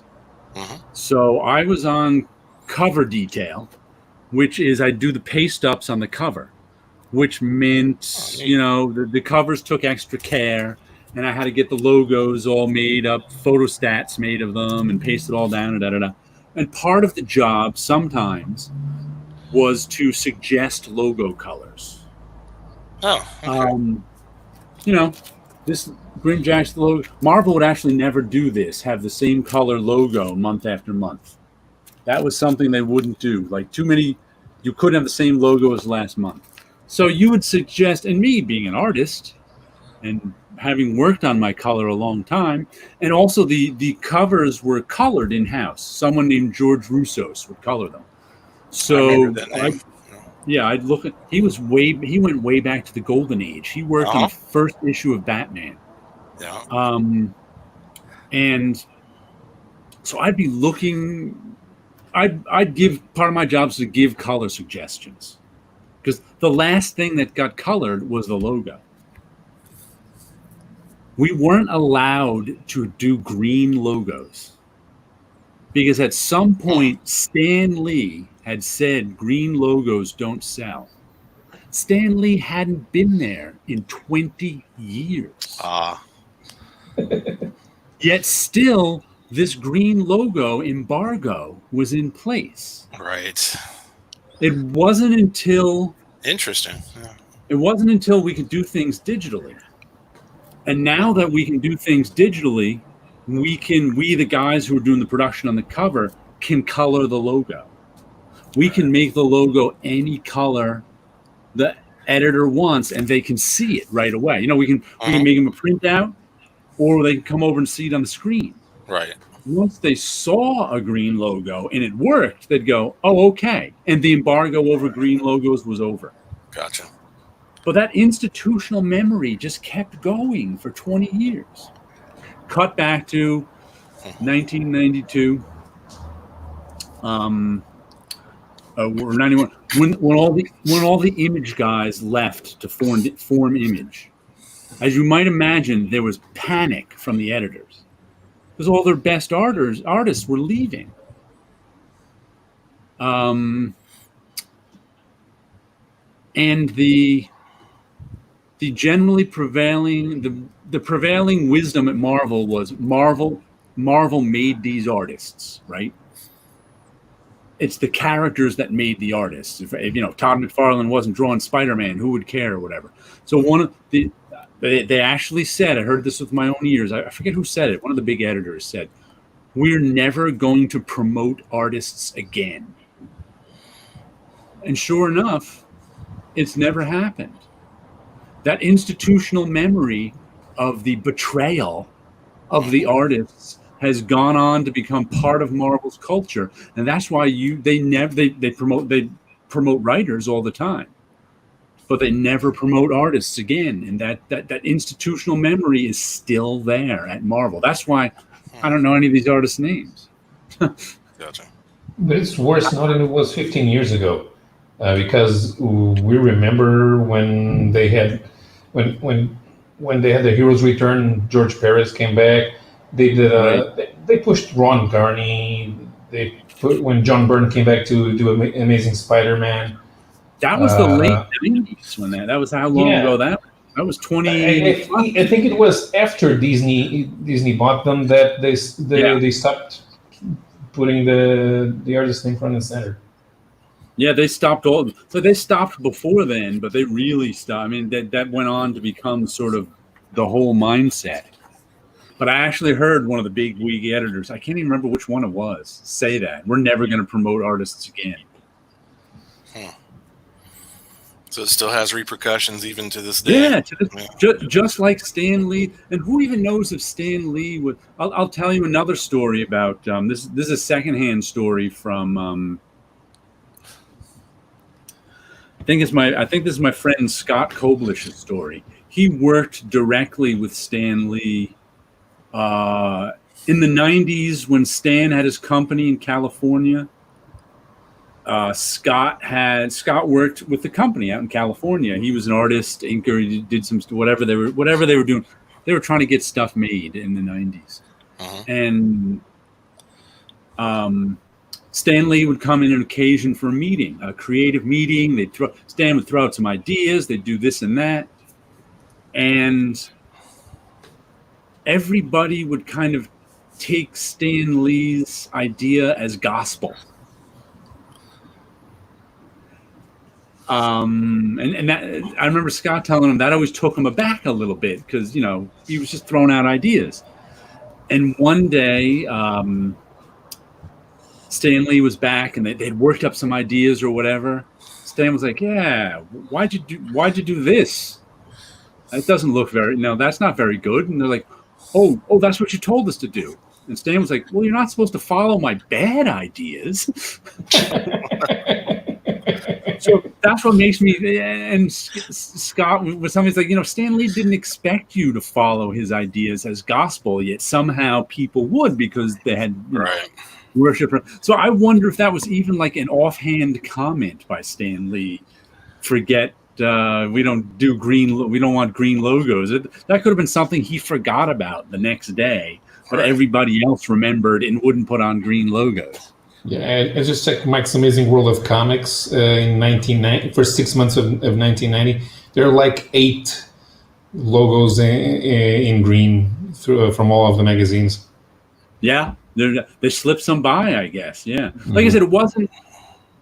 You were generally just shot down if you said you wanted green logos. So. And it was sort of olive green or ocean green, not really green. There was the only real green I noticed was an issue of Marvel Age, and one of Nightbreed, which was an epic comic. So, okay, interesting. Yeah, like I said, I got shot down so many times. It got to the point where you just didn't suggest green anymore. Like I wonder how many green logos there were in 2000 as compared to. But yeah, 1990, only 8. I'm surprised there's even 8, but 8 out of the lot. In the first 6 months, and it was kind of counting, and I was kind of, do I count this one because it's only the outline and it's that grayish green? Right. Because even if you're trying to, I thought that even if you're trying to slip a green one by, you kind of mixed it with something else to make sure that people didn't notice. We green logos don't sell. That's like the old gorilla story. Right. Have you heard that? Yeah. Who was that? Which editor was that? Was it Julie Schwartz? I think it was Julie Schwartz. It was DC following Marvel's ideas. Some days. Oh, I think I kind of noticed that they had gorillas on the covers. Oh, this month it was the yellow on the covers. Didn't really make any sense. They really didn't get it.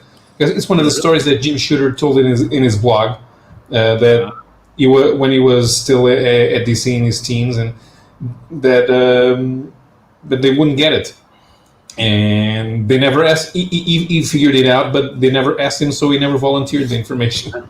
Right. Jim, that's a pretty good blog for historically for comics. Yeah. The thing is, he hasn't updated that blog in quite a number of years, and Tony. In a while. Yeah, 2016 the last time, and Tony Isabella. Tony Isabella was really upset with the lies that he's telling about it because nothing like that happened, and he screwed me over and blah blah blah. Well, Yeah, Tony, a lot of people don't like Jim Shooter. Yeah, Tony has a leg to stand on in that regard. Tony has been screwed over multiple times. Oh, if you're a comic book creator, you've been screwed over. Yeah, but Tony Isabella from if you follow him on Facebook, he holds the grudges. He's going to take grudges with him to his grave. Because John Byrne gets really upset with you and he leaves and he makes a temper tantrum and then he's back again in 2 years. Well, see, I was reading Tony Isabella's column back when he was when it was in Comic Buyer's Guide. Mm-hmm. Yeah, and also Peter David's column as well. I really was upset with Comics Buyer's Guide when it turned itself into a monthly magazine. Because all of a sudden, all the columns you used to get weekly were now monthly. Right. And the rest of the magazine was like filled with movie news. It was just like, I was so disappointed. I used to love getting that in the newspaper format every week in the mail. That was like the highlight of the week. Is like, which day of the week is CBG going to show up? Like, yes, I didn't start getting that till real late. When did it end? Oh, probably in the mid-90s. I'm guessing it was still around in the 2000s, right? Okay, it may have been around like in the early 2000s, but it was just it's kind of a shell of what it used to be at one point. I remember when it was in the newspaper. Maybe it was the late 90s. I first subscribed to it. But I remember I always knew it existed, and I always wanted to subscribe to it. But it wasn't a cheap subscription since it was a weekly. No, it wasn't. It wasn't like extremely expensive. But you're right. It wasn't dirt cheap either. Yeah, but so I don't think I subscribed to it maybe until the late 90s. Gotcha. But I learned so much from Don and Maggie Thompson that comics never had better ambassadors than Don and Maggie. Yeah. They used to have columns back in the 70s in the old Marvel black and white magazines. Oh, yeah, that's right. That's, I think, where I first learned their names. Don and Maggie Thompson. Yeah. Speaking of premium, I don't know. It took me the longest time to. I don't know if there was an editor in. I forget which company. One of these. Maybe it was Eclipse. Cat Ironwood, very opinionated individual. I never had any idea how to pronounce her last name. I didn't either for a long time. I discovered later on. I think it was like in YouTube videos, like, so that's how you pronounce it. I can't even remember how you spell it, but it doesn't look anything like Ironwood. It begins with Y and ends with E. YRON or something like that. Right. I always give Tim a hard time because he has a real talent for mispronouncing people's last names. So if I was to sit him down and give him Cat Ironwood's name, I would just be interested to see how he pronounces it. I need to stop myself from correcting everyone on how to pronounce the Croatian artists' last names because otherwise it's gonna be very, very long. Right. But I know what to pronounce the Croatians' last names because they have accents on the C's and the Z's, which even in the Latin alphabet even we don't use, but we know how to pronounce them from when Yugoslavian soccer players started coming here in the 80s. Gotcha. Like I said, give Americans accents, and it just confuses us. What? Lines over stuff. It took me a while to understand that because in Slavic languages, the C is not pronounced as an S or a K. Oh. So it's always different, and in some cases it can be silent. Silent letters are too tricky. Like, do you remember Larry Zonka, the running back from? Oh yeah. All right, give somebody today his name and see how they would pronounce it without knowing who he was. Zonka. The Zonk. Yeah. He was one of the first football players I was aware of as a kid. Gotcha. Because he was a Super Bowl. The Dolphins were in the Super Bowls. And he was the big running back. So. Yeah. And his name was Zonk, his nickname. Exactly. But how could you not notice him? Mm-hmm. I was trying to remember. There's an artist that I really liked. I think his name is Gorlan Parlov. Oh yeah, That did a series for. He's doing some more mainstream stuff now, but he did a series for Image a few years ago that was called Starlight that I really liked. That is where I know him from too. I know I had a friend who was like, "Oh yeah, he did this and this and this." I was like, "Oh, I never saw any of those." Right. Starlight was a solid series. That was another Mark Miller series. Yeah. Yeah. That he just does. I swear, half of them were like just TV show treatments or something. Because like Starlight was cool, but it just wrapped up like that. Right. It was like 5 issues. It was like this huge, epic, galaxy-spanning story that wrapped up in 5 issues. Right. That's actually not a bad idea, considering what they do nowadays. Oh well, it's better than the never-ending series that Marvel gives us. That I never read. Did either of you guys try to read House of X or Powers of X? No. It's really, really hard. I don't know exactly the order, and there's supposed to be a reading order for all the spin-offs, but then as a few spin-offs you can actually read independently.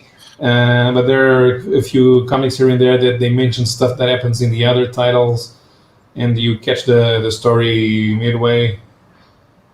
I took back when the libraries were open this winter, I took the big hardcover book out of the library, which I think just had the 2 series in it, in alternated issues or whatever. And I made it about a third of the way through it before I just started flipping pages. Gotcha. I'm like, how many times can I watch the world die before I just don't care?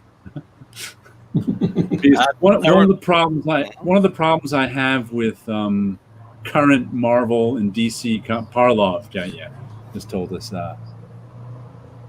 that's his name. Yeah. One of the problems I have with current Marvel, especially in DC, is there's 900 versions of every superhero. Yeah. So it's kind of like, who cares? They're not, I want to read Spider-Man. Well, which one of the 12 Spider-Man do you want to read? Huh? And in House of X, Powers of X, they just kept destroying and rebuilding. It was like there was some weird thing where Moira McTaggart kept living through parallel lives. So like the world would end and then she'd be reborn back at the beginning, and then the world would end and she would be I'm like, talk about making me not care about the characters. You just killed every character in the Marvel universe 6 times. So it's like Groundhog Day. Yeah. I blame, know what I blame for that? I blame Days of Future Past. I've never been a fan of the whole company-wide crossover event. No, neither have I. But Days of Future Past, the 2 issues of the X-Men, what are they? 141 and 142? It's on there. There were a couple of the last John... The one with them in front of all the wanted signs that's been homaged 1,000 times. I remember those covers, yeah. Right. Well, that was when comics first discovered you could get the drama of killing the heroes if you used a parallel world. So Kitty Pryde went to the future, to this dystopian future where most of the heroes were dead. And her job was to stop that dystopian future from happening. And you got to see like Wolverine died, I think Colossus died. So you got the emotional impact of Wolverine dying without Wolverine actually dying. That was the first time that happened. By the 90th time that happened, the emotional impact is just gone.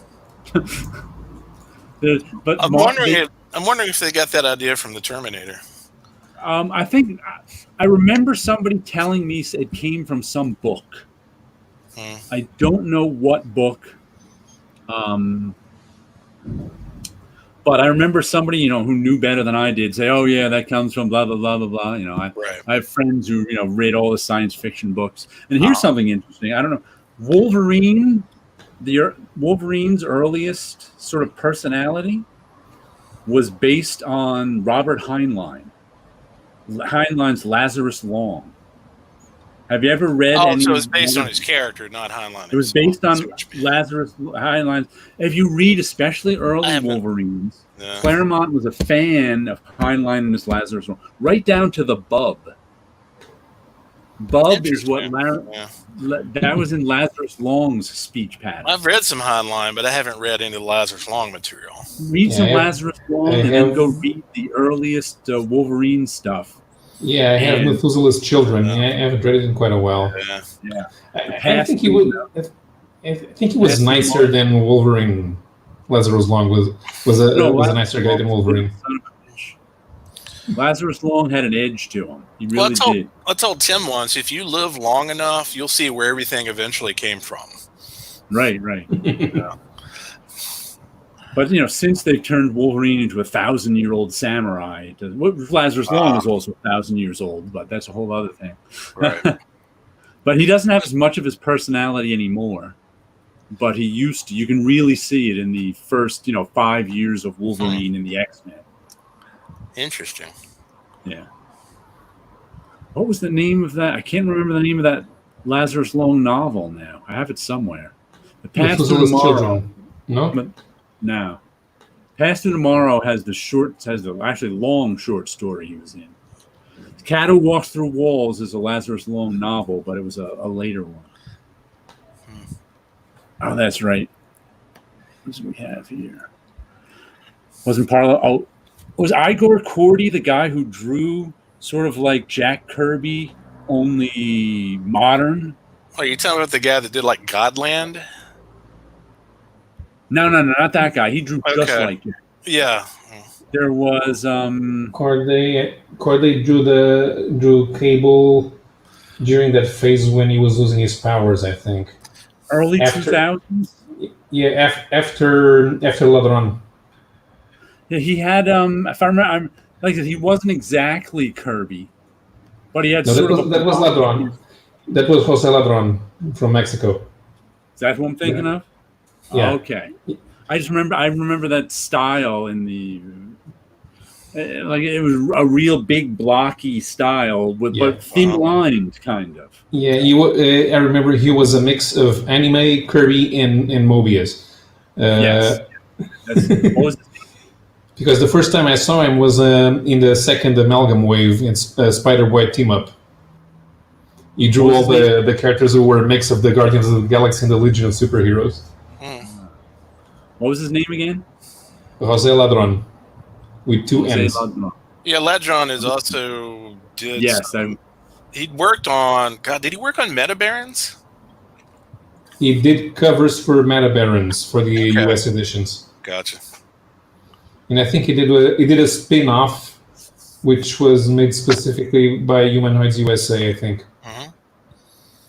That reminds me that Travis, is it Charest, I think is his last name? Yeah. He also He did a self-published work that's very, very hard and very expensive to track down now that was called Space Girl. That is absolutely fantastic. I've heard some people pronounce his name Sheree. I have no idea if that's how you pronounce it. I've always pronounced it Sheree, but I'm not really sure. The S and the T at the end of the words are usually silent in French, but if you have the two together, I think you may have to pronounce them. Okay, yeah, I don't know. I always said Travis Charest, but I've heard some people since pronounce them Charest. Not people who know him, just other fans. We'll have to look up a interview on YouTube and see how he pronounces it. It's funny. In just rereading Grendel, some of my favorite issues that I remember from back then I got to reread were the ones by Bernie Miro. Miro, right. Which I didn't know that's how you pronounce his name. Because it's Miralt. But in these issues, even Matt Wagner says rhymes with zero. I'm like, I must have forgotten the years.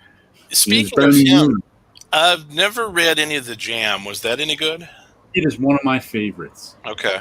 I want to reread those too. I don't think I've read them since the '90s. The Jam The Jam is just basically a guy who wants to be a superhero in Okay. like the real world.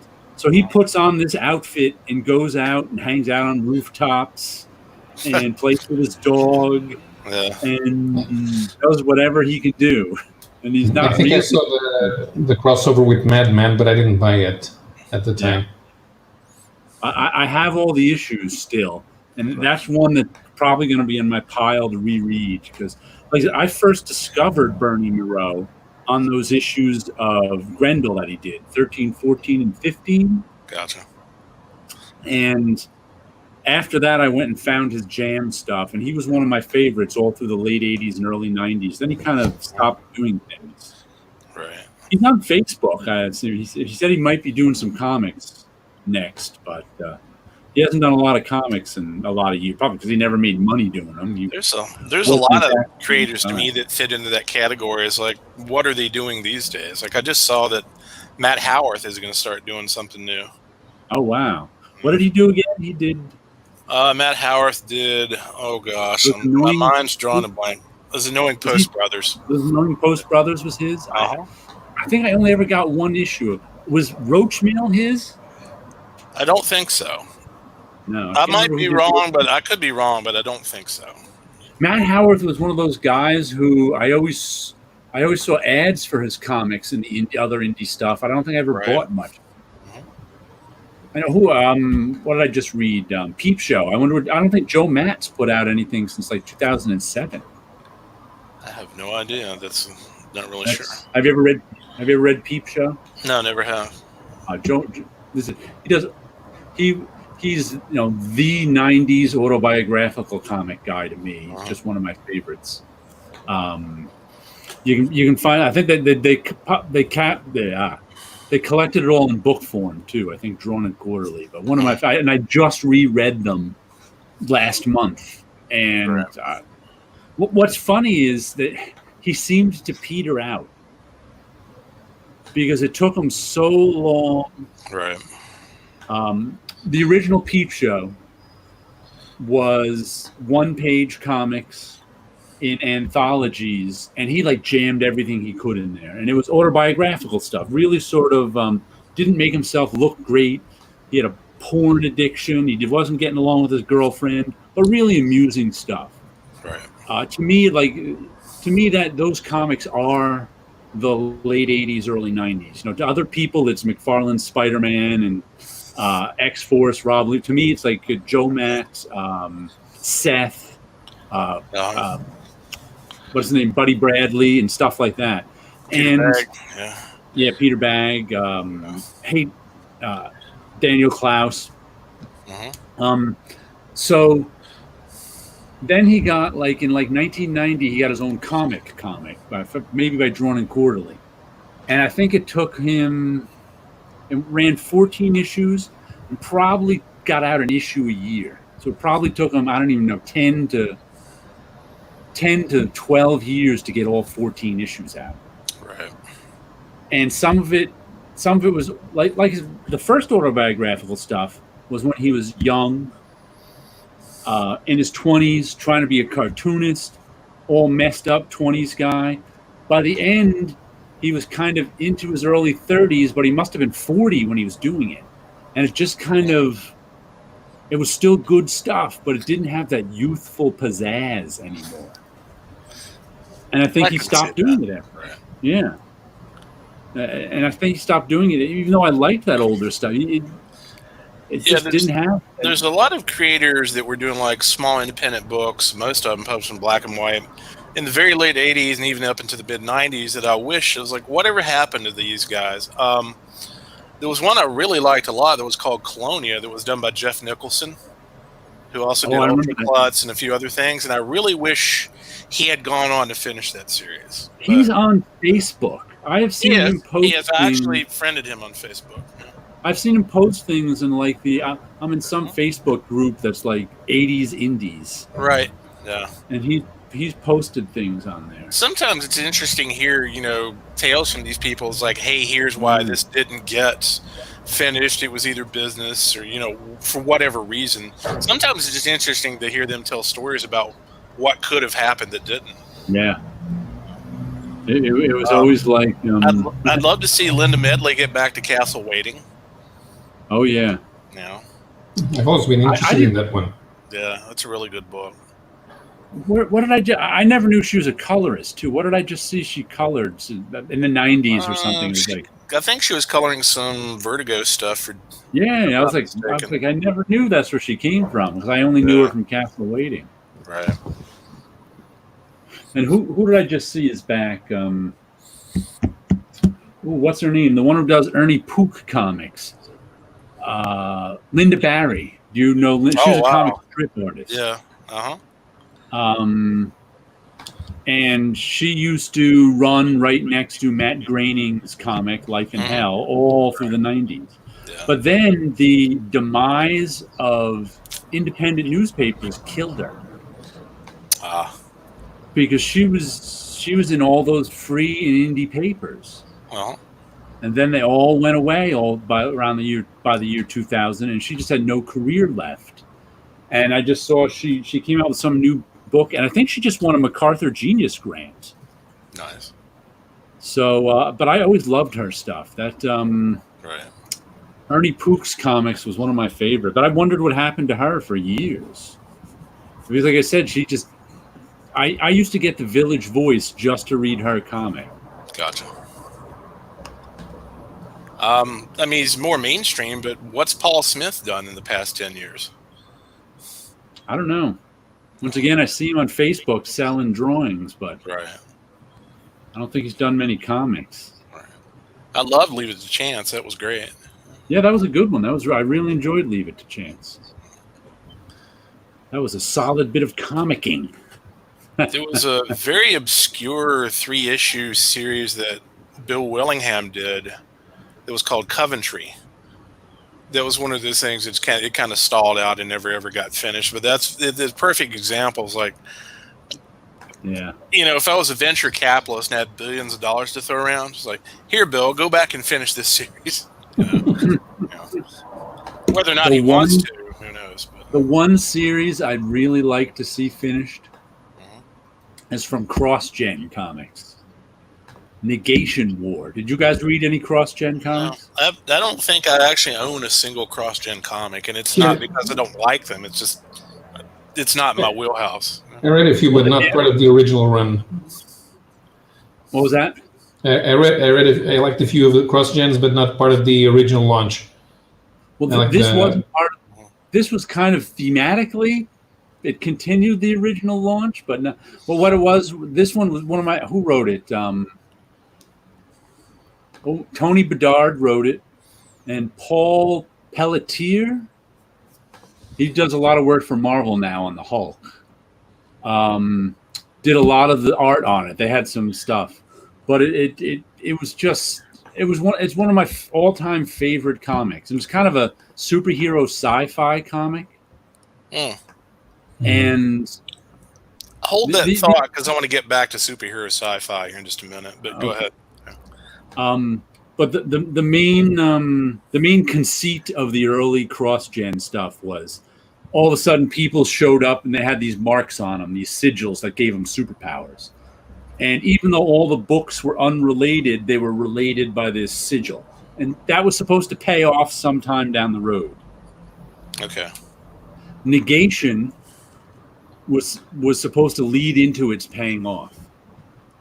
So Negation takes place not in our universe, but an alternate one, where there was this guy called Charon, I think it was, who took over the entire universe. He ran the whole place. So it was Jeff Bezos. Yes. So the first issue was a prison break issue, where these guys, the one human guy who was the leader and all these other aliens, they broke out of this prison. And they were just running away. Because like I said, Charon controlled the whole universe. So it was basically them on the run. And I think it lasted about 25 issues. Them on the run, trying to stay away from Charon while picking up these other sci-fi superhero type guys. And meanwhile, this sort of leader guy trying to figure out what to do. we found out, and then that series ended, and there's a series called Negation War that started, which was supposed to be an 8-issue mini that wrapped up all of what CrossGen was building on from the very beginning with these sigils. And what it was Charon had just found our universe. So somebody seeded all these sigils in our universe to try to put together a fighting force to defeat Charon, right? I'm not sure if I'm getting his name right. I haven't read it in so long. To defeat him when he and his forces came over. They got like 2 or 3 issues into the Negation War series, and CrossGen went out of business. It was like, But if you ever want to read a good series, track down Negation. Okay. Now, sci-fi superheroes. You were set. You wanted to say. I always wanted. I've never read it, but I always wanted to read Top 10 by Alan Moore. I've never read that one either. As much as I like Tom Strong, from what I gather, I think if you like Tom Strong, you're probably going to like Top 10 to some degree. Top 10 was that his one that like the police for superheroes in a exactly. That's great. I think I read the first issue of that and couldn't get into it. Gotcha. But that doesn't mean I won't get into it now. Like I said, right. It's something I've always had on the back burner. It's like one of these days I want to read that. Any opinion I have that's over 10 years old is expired. Right. I can't even remember why I didn't like it. So I gotcha. I remember at the time that they said Top 10 and Promethea were better than Tom Strong, but I understand why people would gravitate towards Promethea, but I like Top 10, but to me, Tom Strong had a much stronger universe to explore than when I first came across Tom Strong, it was several years after it had been published. It was like, my God, I wish I would have got on this one from day one. Mm-hmm. This book is fantastic. I read Top Strong and bought Tom Strong, but I didn't think it was fantastic. I just kind of liked it. The only part I didn't like about it is later on when they got what's the guy's name? Michael Moorcock to write some of the stories. It really felt to me like he was pushing his universal hero concept way too hard on that book, and it just didn't fit in. Yeah, I barely remember Tom Strong, except I remember liking it was just a fun book. Oh, man. And I liked the artwork on it. But I like Chris Sprouse's artwork, but that one issue that Gary Gianni drew is just, it's to die for, man. I'm going to have to look through them again. Yeah. I don't think I stuck with it once Alan Moore left. I can see that. I was buying everything in trades, so you kind of notice when Alan Moore leaves. Although I do like the Terra Obscura, both Terra Obscura miniseries. The only thing from the time that I didn't buy was Tomorrow's Stories. But there was a Tom Strong Presents or whatever. I didn't buy that. If I'm remembering correctly, I think there's one issue of Tomorrow's Stories, or it's one of the Tom Strong spinoffs that Mike Kaluta illustrated. That is just a powerhouse of work. It's like you look at this and it's like, why is not Mike Kaluta? Granted, a lot of people know his work, but it's like, why is he not like revered in the same? What's the word I'm looking for? In the same pantheon as other artists. It's like it's like, man, this is such good stuff. He's right up there with some of the best that have ever been. Because it's not stylized. He doesn't have something that you look at it. This is Mike Kaluta. His artwork is something that you have to analyze, and most people aren't there for it. I've actually been seeing a lot of Mike Kaluta I've been reading the Showcase House of Mysteries Volume 2. Mm-hmm. And I'm always noticing the Kaluta covers in there. Sure. But that just made me think, too, when we were talking about not promoting artists anymore and how we don't know artists' names. Mm-hmm. Who's worshipped these days? Who are the big artists? Not cover artists. Because I think cover artists are worshipped and collected more than... I'm trying to think of who was the last big-name artist that'll move the needle on the book. I don't even know. Are you talking about like people that are working now on a consistent? Yeah, people working now. Any people. Who's the last boy. person you know? Well, for me, it's going to be a different answer because I follow certain artists, and other people may not think that way. I mean, not for you personally. I mean, in general. Or maybe if you I'm heard. so out of touch, I don't know anymore. I don't. I think everybody's out of touch with artists. That's what I'm just saying. I'm trying to think. Well, I think there's so much audience fragmentation these days that you may not have. People are so fragmented in what they watch now that you may not have a common touchstone like you did several years ago. But I'm also thinking that the only artist names I hear mentioned on YouTube are cover artists. Jim Lee. Those old guys still get mentioned sometimes. But I'm talking about the new cover artists even. I have no idea. The one I like is Doc Shaner. Bob Shaner? Doc Shaner. Oh, Doc Shaner. I don't know. Yeah, he has a very Silver Age kind of style, kind of like Darwin Cook. Okay. But like, who's that guy who does Thor? Gorvin Paradis? I don't even know his name. I don't know. Guy who did the female Thor, who does a lot of covers too. Don't know. He gets mentioned a bit. Of course, Art Germ gets mentioned all the time. J. Scott Campbell, he gets mentioned all the time for his covers, but he doesn't do any interiors. Ed Piskor, I don't think get a lot of. I don't think they have budget for decent artists nowadays. They don't. Do you want to know why that is? Because if they become famous? Hmm? No. Beyond that, do you know? You mentioned Croatian artists. Do you know why there's so many foreign artists in Marvel and now, especially Marvel, and some in DC too? Is it just because? Go ahead. No, was it? You know, the publisher of Marvel, who was he? The editor-in-chief, C.B. Cebulski. Right. Yeah. The reason he got that job is because he's one of Ike Perlmutter's guys. Ike is the owner of Marvel. Well, he was before he sold it to Disney, but he's still in charge of Marvel. And one of CB's first jobs, this was in the early 2000s at Marvel, was he was new talent coordinator. And there is still a new talent coordinator. And what the new talent Ike wanted to make comics cheaper, of course. So how do you make comics cheaper?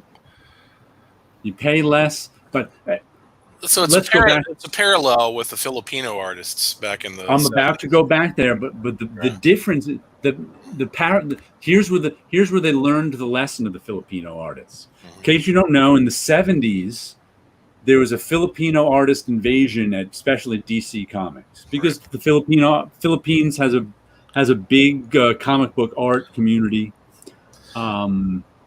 I've found that, and so DC started of course, one guy comes over and gets in, and so they started hiring more Filipino guys. But turns out they were paying the Filipino guys less than the American guys, and when that news got out, they had to raise the Filipino guys' rates. What Ike did this time was the new talent coordinator's job was to go to foreign conventions and find talent that was willing to take a lower page rate. And then they lowered everybody's page rates. Sometime around in like the 2010 and whatever, my feed was filled with people who never wanted to work for Marvel again because they're actually paid less than they were making in the 90s for page rate. Ouch. Ike lowered everybody's page rate because he found all these foreign talent that he could pay less to. So that's why you see so much foreign talent in Marvel now, and why all those guys who used to work for Marvel don't. Because they pay so little. Right. Which is kind of crazy. But that's the lesson he learned from the Filipino artists. Don't pay everybody that little, which of course is good money for if you're in Croatia. Right. Mm-hmm.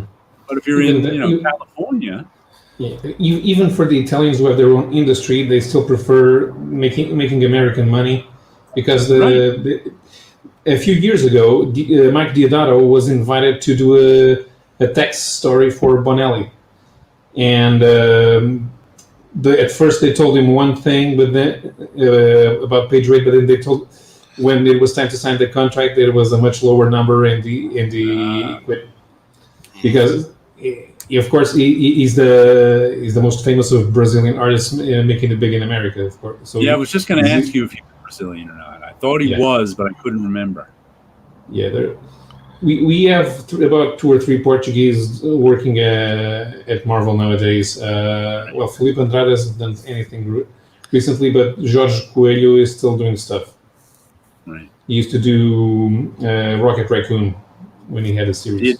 Diodato's been there for a long time. He fell out of favor, I think it was, I remember, in the late 90s, because he stopped doing his own work. Mm-hmm. And Diodato Studios was doing a lot of drawing, and it was noticed. Then he got everybody liked him again, like in the early 2000s when he started drawing his own stuff again. It was when he came back and started doing the Hulk in a style that did not resemble his 90s style. It looked more polished. So then people started saying, "Oh, this guy's good now," because when he was doing Wonder Woman, everybody complained that he looked a lot like Jim Lee. Where was Jorge Zafino from? Argentina. Okay, yeah, he was really good. I think his son's drawing now. He was one of those artists guys, Jorge Zafino. Wow, he did some really nice stuff.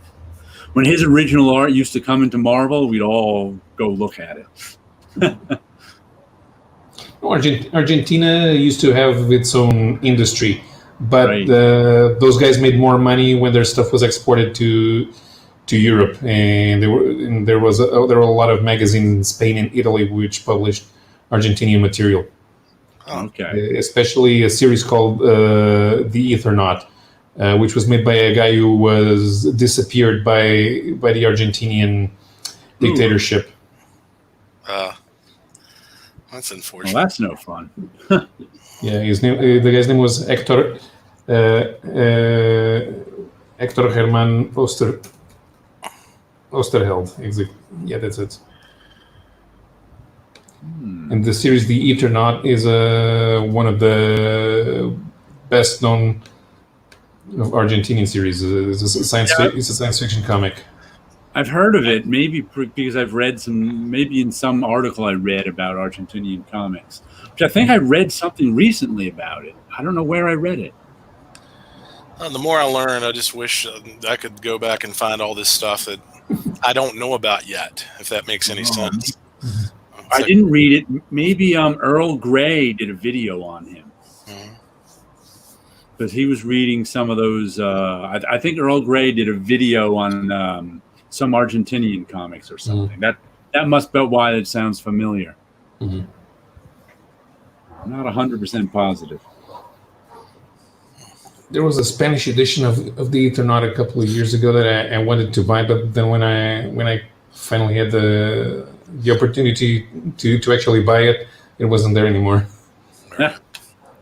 I hate when that happens. Yeah, there was also that happened as well with a large volume of the Spanish series called Frank Cappa, which was quite famous here in Portugal in the 80s. But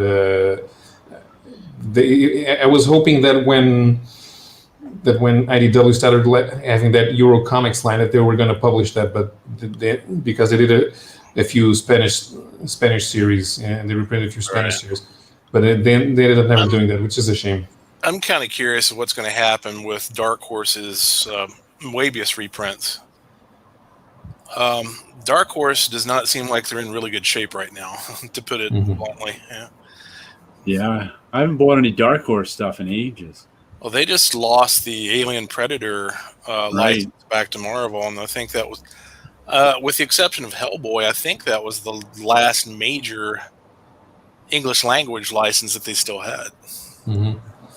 And all this consolidation has not helped them out. No. But hey, what did I just see? All I can think of is Funko Pops, who license everything.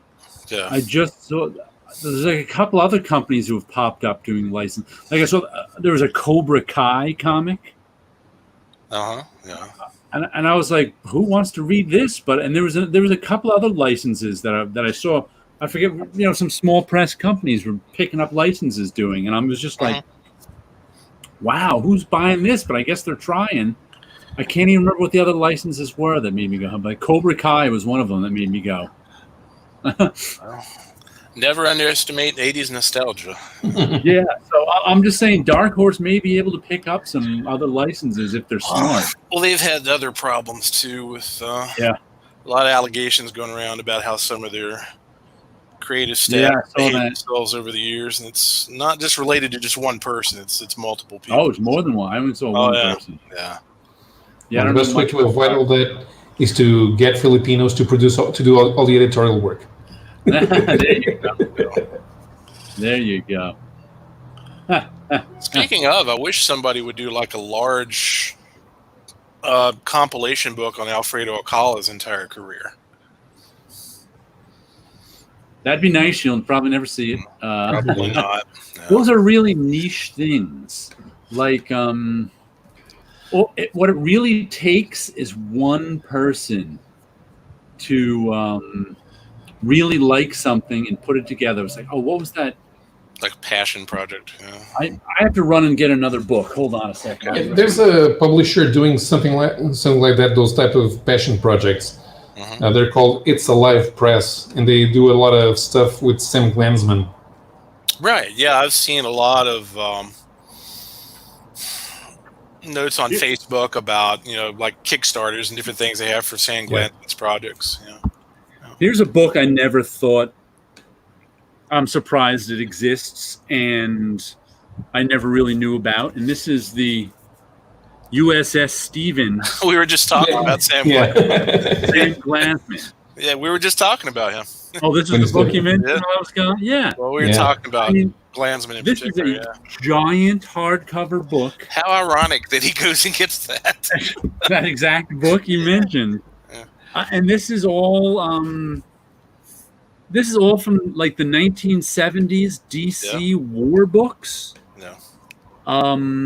Where he would do Sam Glassman was actually a sailor in World War II. So he did stories about, and they're all, 5, 6, 7 page stories. Right. And I think it ended up with some Epic Comics stuff where he finished up some USS Stevens with Epic Comics in the 80s. Gotcha. And who would ever think this would be collected somewhere? And here it is. And I think it's only because somebody was a fan of his. Right. And Dover Books, a major book publisher, who wrote the... If I'm not mistaken, I think Dover's actually filed for bankruptcy. Oh, great. Yeah. 2016 this came out. Uh-huh. I'd like to see that. It's... let me give you a little look at it. It's just nice. These guys also published an adaptation of Sex Rumors Dope by Trina Robbins. Uh-huh. And just there's an Aztec's collection. Kona, Monarch of Israel. Yeah. I never even knew this stuff existed because, I didn't read that many 1970s DC war comics. Who has in this day and age? Right. But I probably read a couple of these stories back when I was a kid. But reading them all together was quite amazing. And like I said, this must have been somebody's passion project. That's the only reason I can see this exist. I love books like that. They're great. Yeah.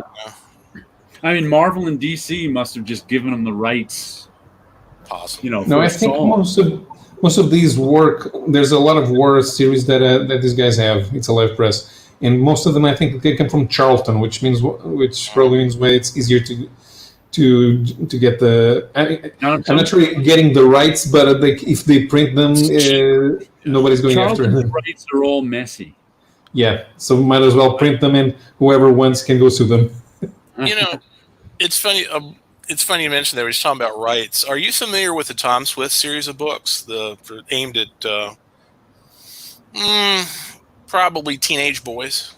No, I'm not talking about comics, but I'm talking about there was a series probably published in the 60s. It was called Tom Swift Jr. It came from Tom Swift Sr. was published probably back in the 20s, but he was a boy inventor, much like Johnny Quest. Okay? Mm-hmm. But I always wondered why those books were never adapted into comics, because they seemed like they would have been perfect for that market, talking about boys from age like 7 to 13 or 14. And I always wondered, maybe it's got to do with the rights. Either the publisher wanted too much money or just didn't want to deal with it. But there are just certain properties that seem like there have been natural adaptations that, I would assume it was just the rights alone would always kill him.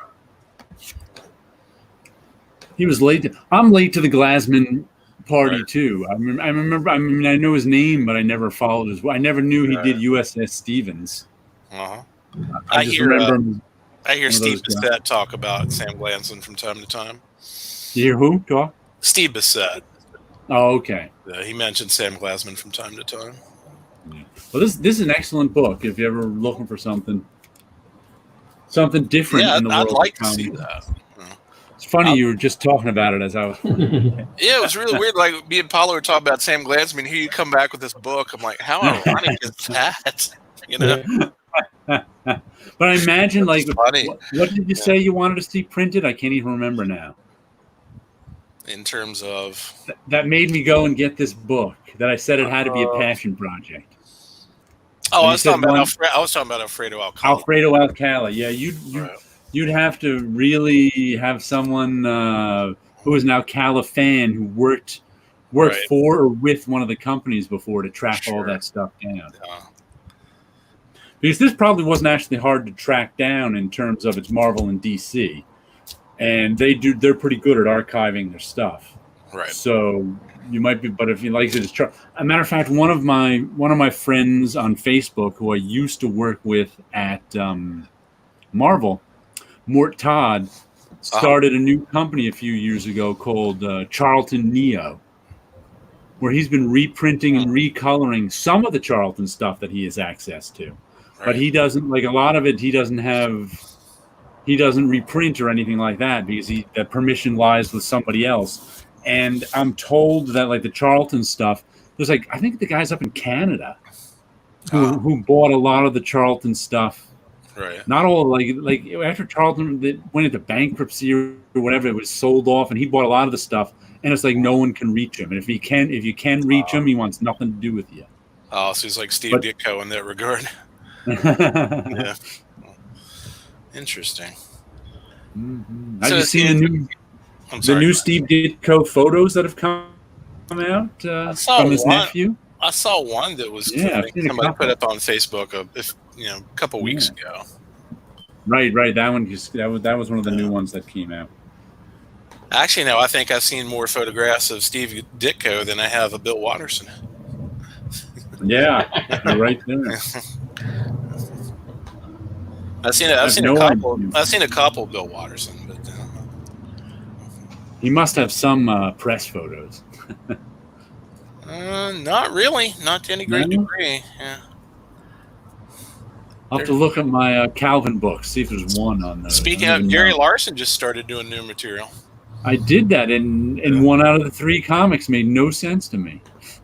Same one that made no sense to everyone else. I actually think I prefer him in black and white. Yeah, the coloring is a little off so far. Yeah.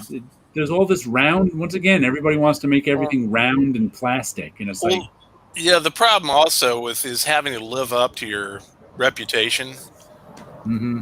No matter what you do these days, it's never, And so many people you're never going to be able to live up to it.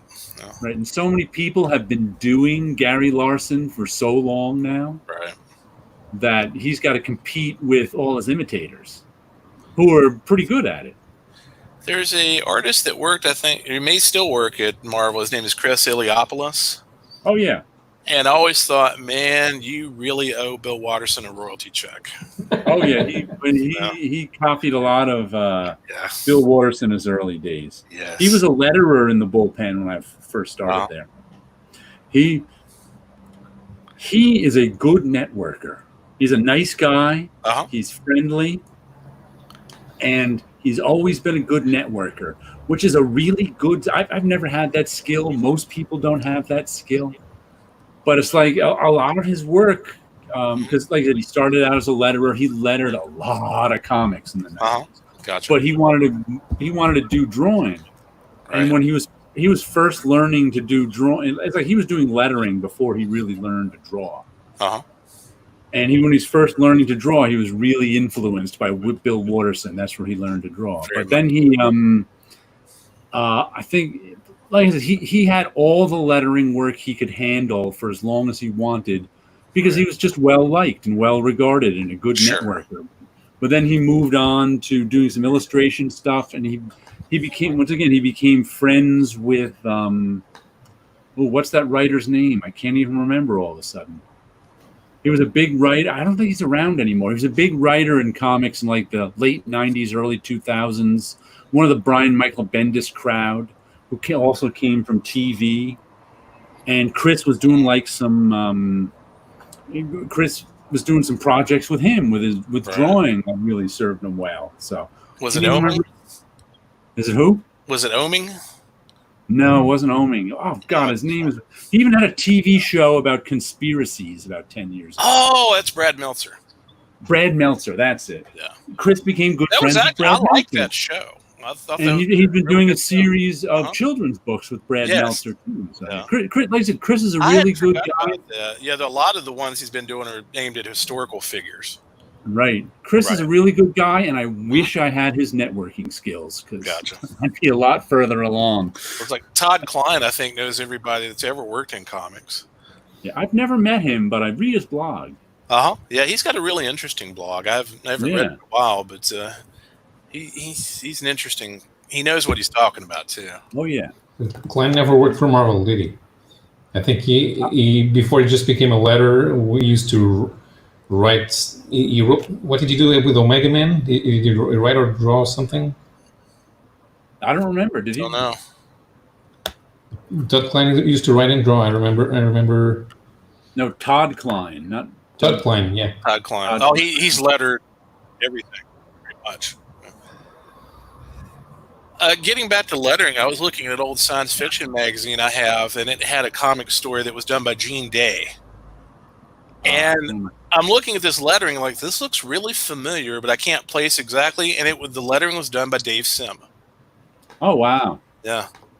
Yeah. Here, Iliopoulos is a longtime friend and letterer to everything. Yeah, Chris, he lettered, I don't know, the first 200. He only stopped lettering Savage Dragon because Eric Larson still insisted he wanted it lettered by hand. And finally, Chris was like, I can't letter by hand anymore. I lose money lettering by hand. Gotcha. And so Eric found another guy. But yeah, matter of fact, I met Eric Larson for the first time it may have been last year's New York Comic Con. I've never met Eric Larson before. And like I said, I've been Savage Dragon reader all these years. And so I was hanging out just talking to people at the con, and I saw Chris was over there with Eric Larson. So I went over there and chatted with Chris for a little while. And I was like, oh, can you introduce me to Eric, just because, I've been reading this comic? And he was like, yeah, sure. And I just was introduced to Eric and just said hello to him. That was about it. But he gave me the old, I'm buying your comic. He's like, yeah, I've been buying your comic all these years. And Eric gave me the old, oh, yeah, oh, you're the one, huh? There's your networking. Yeah. I think Stan Sakai still letters by hand. Oh, yeah. Klein wrote Omega Man. Some people still do. Terry Moore still letters by hand. He letters all his own stuff. And I never read either Echo or any of the other series he did after Strangers in Paradise. They're excellent. They're all excellent. Gotcha. Just more stuff I have to buy. John Workman letters Walt Simonson's Ragnarok by him. That's another series I want to pick up too. It's I already have one trade. I need to get the second trade. Yeah, I've been buying it in individual issues, so I really enjoy it. I enjoyed Extra because it's like the first thing that Walter has done that's up my alley. That's kind of like an indie book. It's like I always loved his work, but he does mostly Marvel and DC stuff for his career, which I don't read that much of.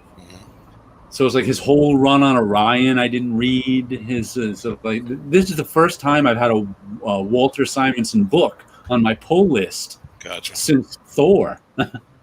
Wheezy's doing a webcomic now that deals with Richard the Lionheart's return from the Crusades, which is a time period I'm very interested in. So I'm really looking forward to that.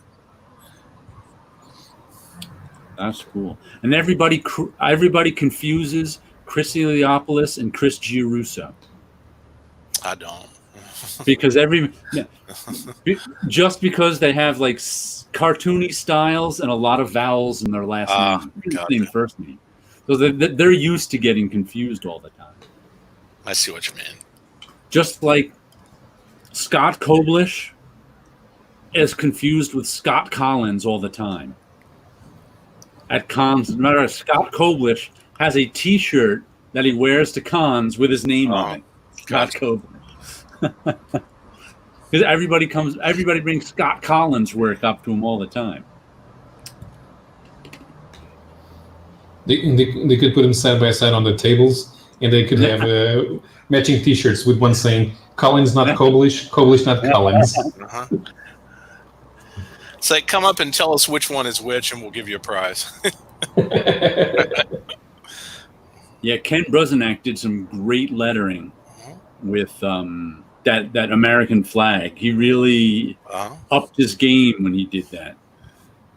Man, there's so many good letterers over the years. Yeah, now lettering is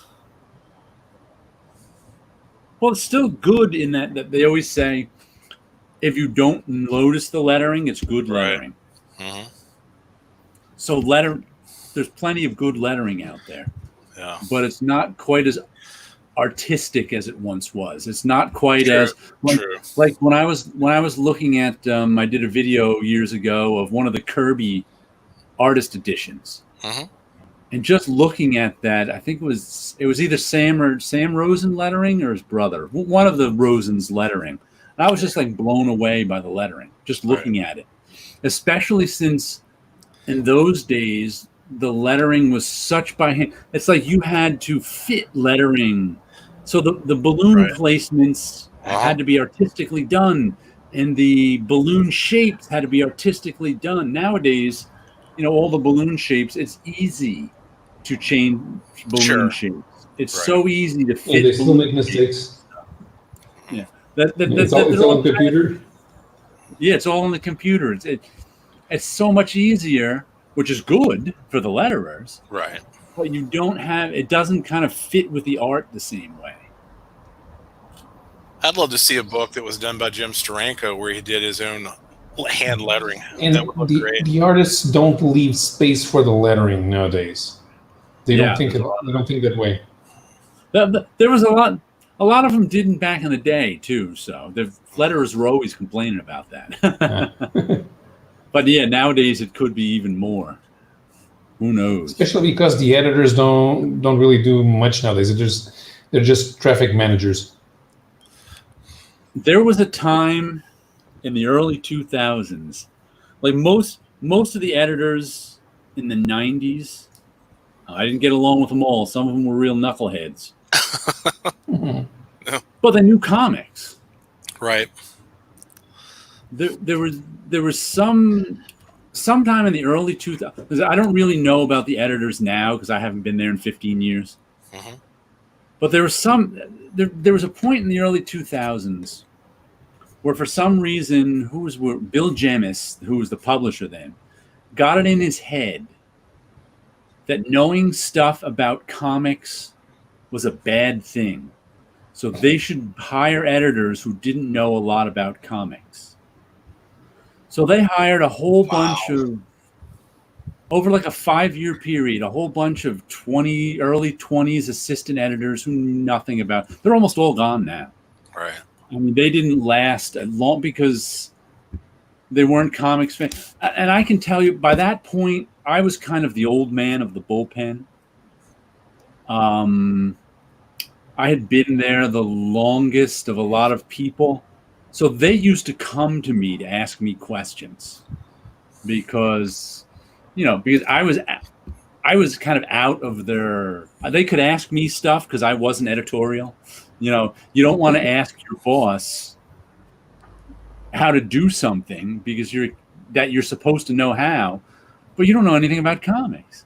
Right. It's like I used to have editors come to me practically in tears because they had to hire inkers and they didn't know what inking was. Wow. That's how bad it was. Wow. And they were just like, I'd explain it to them, do this and that, and show them, but that went on more than once. Yeah. But that was like how weird it was when you say they were just that. It was kind of crazy at that time. I don't know what happened after that time period, but most of them are gone by now. But I imagine they kept up that hiring practice for a while. Right. So when I hear editors don't know what they're doing, I tend to go, could be. We need to bring back Archie Goodwin. Yeah, I'm kind of sad I never got to meet him. So am I, actually. Because everybody always said nice things about him. Because he was at Marvel with a lot of people I was at Marvel with. He left just before I got there. Right. And then he died young. Mm-hmm. Yeah, but he's one of those guys. Like I said, he's one of those guys who I never heard a bad word about, and that is rare in comics. It is. John Romita, you'll never hear a word about. Archie Goodwin, you'll never hear a bad word about. Stan Sakai. Joe Sinnott, you'll never hear a bad word about. Stan Sakai, you'll never hear a bad word about. And Sergio. I don't know if there's a fifth one. Yes.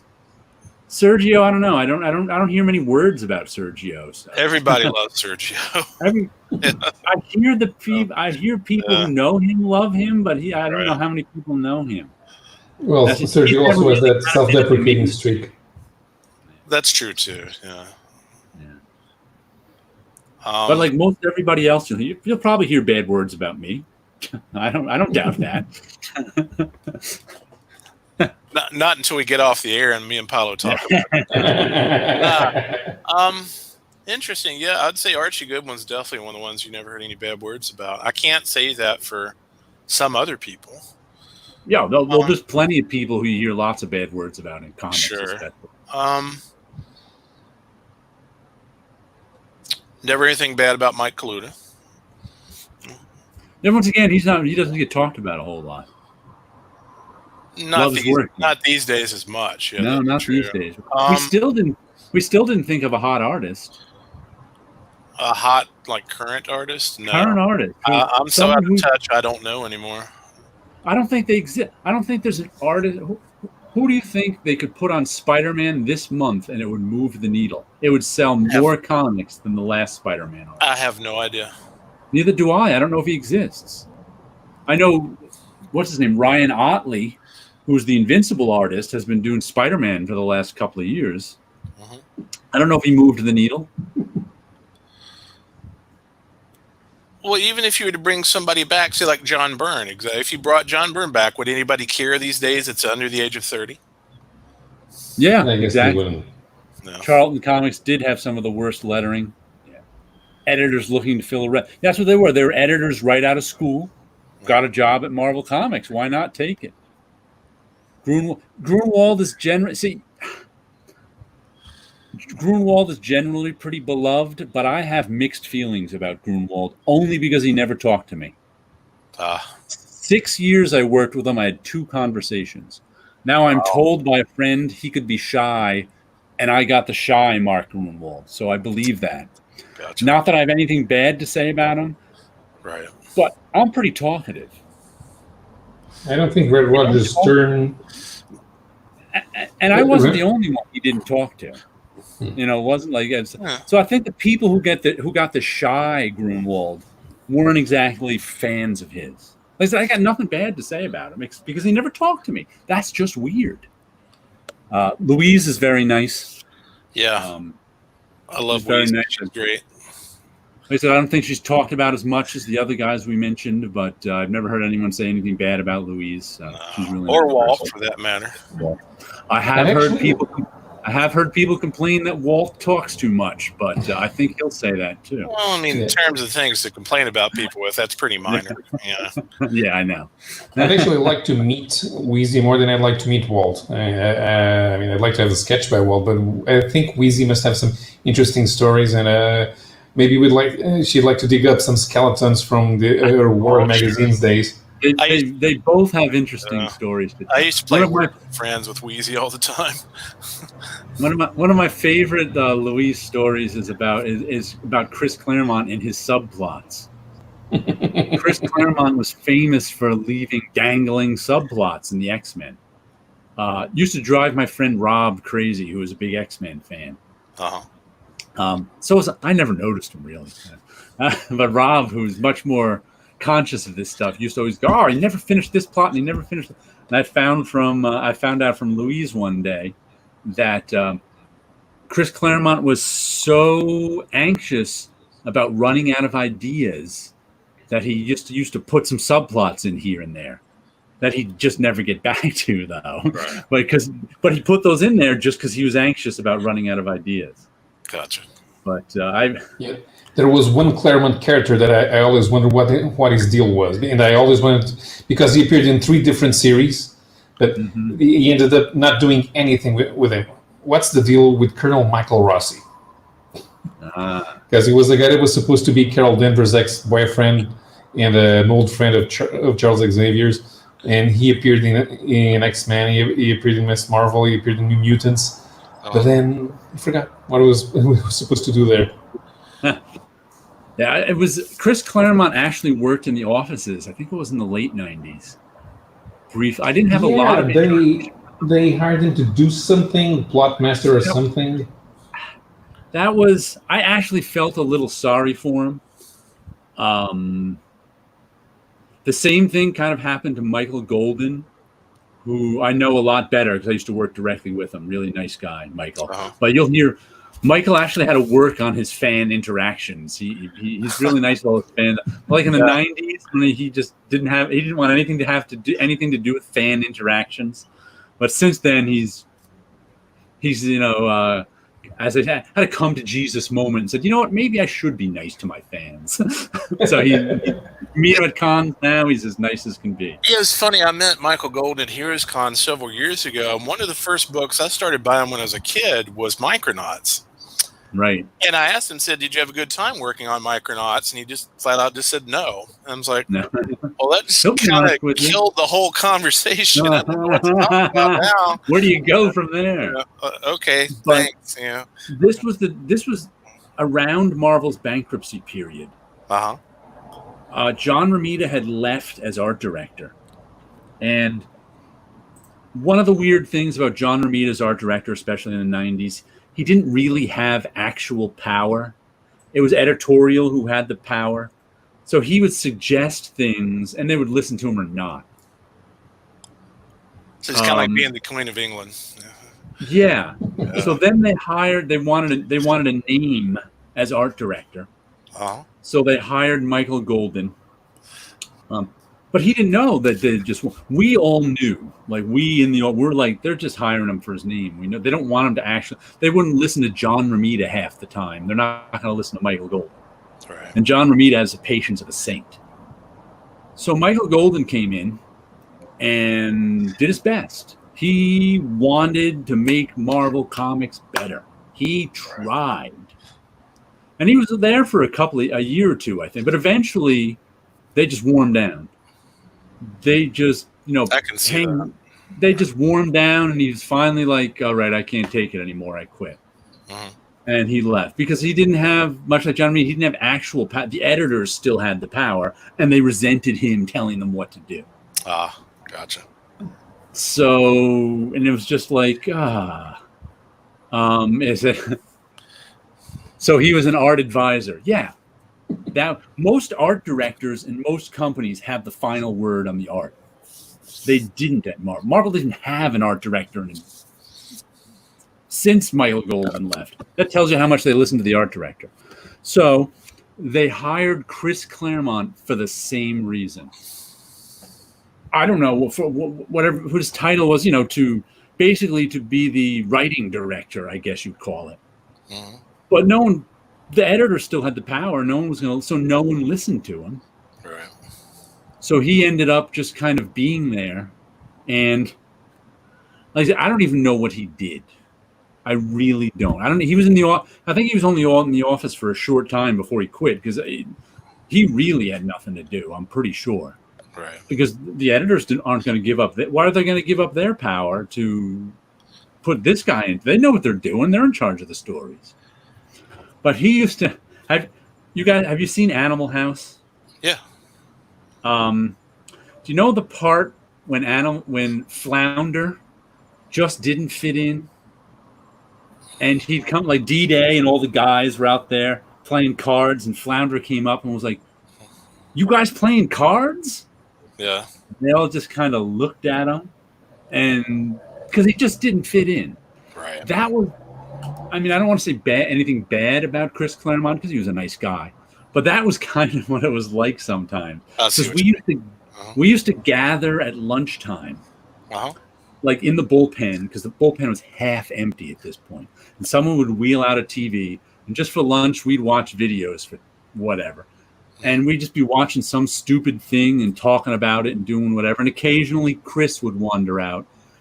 And it was like Flounder saying, "You guys play." He just never got into the gist of the conversation we were having. Was he trying a little bit too hard to fit in? Or? He wasn't even trying that hard. He wasn't trying hard at all. But any attempt to try was just... And I admit, it was probably hard to fit in with a bunch of guys 10 or 20 years old, younger than you, right, who are used to talking together at lunchtime. So he was at a disadvantage. So it was a generation gap, right?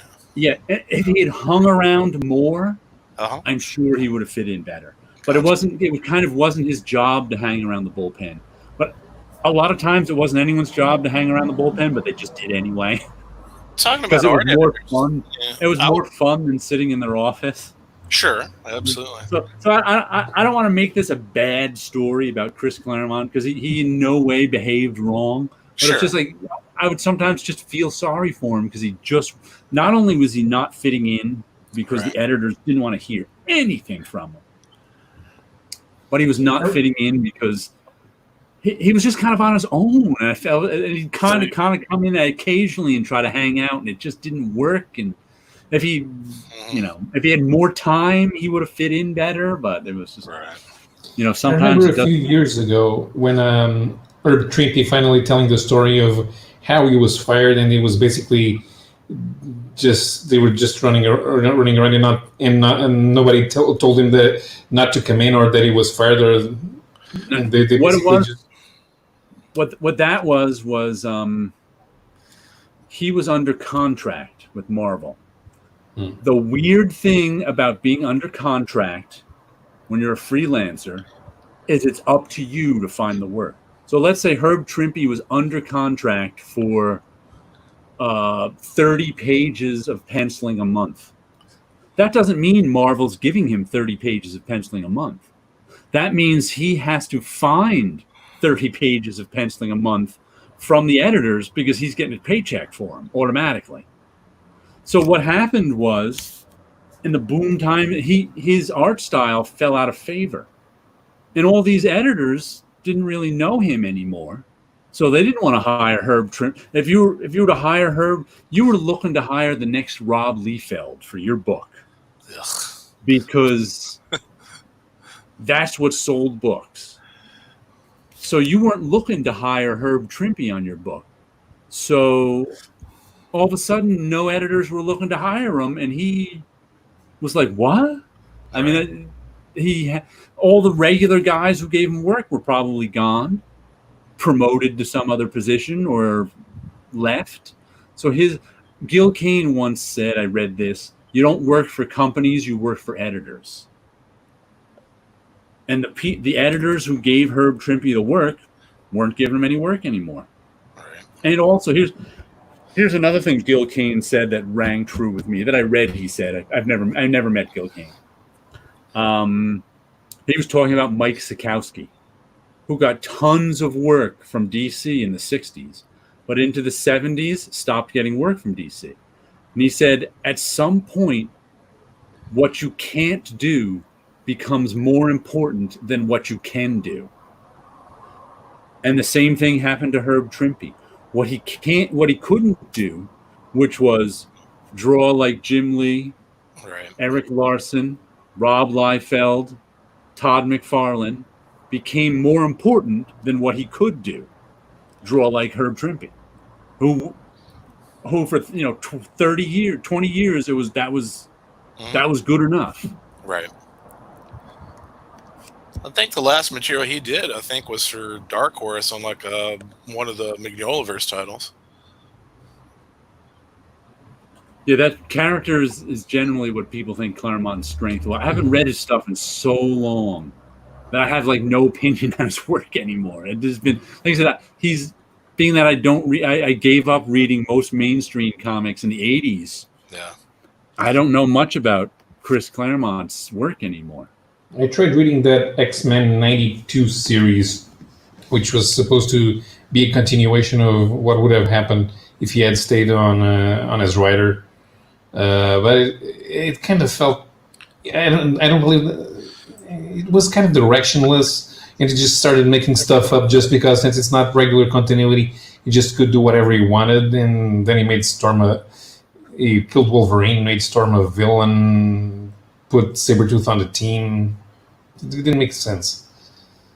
And to end the Herb Trimpe story, if you remember at the very last portion of stuff he drew for Marvel, he really changed his style to look more like Rob Liefeld. Yeah. Didn't he sign an issue of Fantastic Force as Herb Trimpe Jr. or something? Yeah, there was something like, some people were even saying, is his son drawing this? But he really changed his style. And everybody who was kind of Herb Trimpe fans in the building, who knew why he was doing it. I mean, everybody knew Herb Trimpe's work was too old-fashioned to get work in 1990 or whenever it was. So him he tried to change his style, but to no avail. That's when but that's what happens. That's what happens to most. If you look at everybody drawing for Marvel now, well, besides the fact that I have to close my blind because the sun's going down and I'm getting nothing but harsh shadows. Yeah, I mean everybody who's working for Marvel is even though those 90s people aren't working for Marvel, very few. Right. Diodato is, right? Diodato is the only one, and we were talking about not recognizing the artists. I think he's the only name that I recognize who knows how to hold a pencil. The other guys, I have no idea who they are. And Diodato was doing Secret Avengers, which is basically a Conan book set in the present day. Oh, it's like Marvel team up starring Conan the Barbarian. Don't even get me started on that whole Conan in the Marvel Universe. Talk about a sore spot, man. I wonder how they're going to reprint those. I mean, do they just have a Conan license in perpetuity now? Because it was one of the things that the Conan license, they can't reprint all those. And we know how they like to keep everything, reprint all this. I think Disney bought Conan properties. Did they? I think they did. Yeah, I didn't see anything about that because I know a lot of the Conan material is public domain now, but just in Europe. Right, right. And from what I understand, Marvel has the license for U.S. North American territories. Right. I know they've got the license now. I expected them to buy it. You brought that up because I'm on a Conan Comics group somewhere on Facebook, and there's one guy in particular that I think he couldn't grasp the fact that other publishers, especially the French publishers, are doing Conan now, and he just couldn't understand that anything other than Marvel was acceptable Conan material. Right. And I'm like the exact opposite. I'm expecting any other company other than Marvel to do an actual decent story. Yeah. Mm-hmm. Yeah, Glen is doing 12, is adapting 12 Robert E. Howard stories. Right. And I kind of hope that maybe after they do the Conan, they do a couple of the other characters. Okay, right. Like that would be interesting, right. No. But just shoehorning Conan into the mainstream Marvel superhero universe just really leaves a bad taste in my mouth. Yeah, because people are still waiting for the big clash between all the cosmic powers of the Marvel universe and the Jedi. People still think that we're going to see Star Wars in the Marvel universe. I don't like those kinds of crossovers. Mm-hmm. Or at least Aliens and Predator. Star Wars may be a bit too complicated to introduce, but Tommy, Aliens. We were talking about. Yeah. Tommy brings up a very good point there. Exactly right. We can't think of any name artists anymore who do interior. They just do covers. Everybody knows the name of cover artists. Nobody knows the name of the interior ones, even us. Right. I think the Aliens or Predator, they're going to try and integrate into something, either Marvel or Star Wars. Most likely Marvel. I hope not. I hope they just leave it in its own pocket universe and just leave it alone. Well, since Disney, at least I can. Since Disney now owns Aliens and Predator, I can see it does. Marvel automatically can use them, so they can print them in the future. I'm just wondering if they can print this Conan stuff in the future. Depends on who buys the license. Yeah. But I think they did. Let me check it. Conan properties. Let me see if there's. Yeah, Conan versus Predator. There are a lot of different game companies now that have Conan licenses. There's one for the regular role-playing game. There's one that runs a regular board game. There's one that does miniatures games. That license is all over the place now. Mm. I've just never been a fan of shoehorning a character like that into somebody else's universe. Yeah, if it was a one-shot or what if, that's fine. But in continuing continuity, I'm just not a fan. Conan on the Avengers isn't anything that interests me, but the Avengers doesn't even interest me anymore. So no big shock there. Nah, I understand that. It was the big crossover Secret Wars that made me. That was just about when I stopped reading Marvel and DC. Yeah, I'm not a fan of crossover events at all. I think I bought. I think I even stopped buying Secret Wars halfway through. Uh-huh. I just got to issue like 4 or 5 or something, and went, all right, I'm done. Because it really isn't that good of a story. No. Although I think Jim Shooter understood that the basic flaw of the concept, which is why he wrote it. If it turned out to be bad, it would be his fault, and he knew how to take the blame if it was his fault. Well, I'm getting tired, so I think we should wrap this up. We've been going for 2 hours and 48 minutes. So it's been a while, yeah. We're talking even longer without Tim. Yeah, it was a good talk. We talked about a lot of different topics. Yeah, we were all over the place. Yes, we were. That's very true. All right. So everybody have a good night out there. All right. And congratulations, Howler Mouse, on getting married. That's why we're not on his channel this week. Right. And I will end the broadcast. End broadcast. There we go.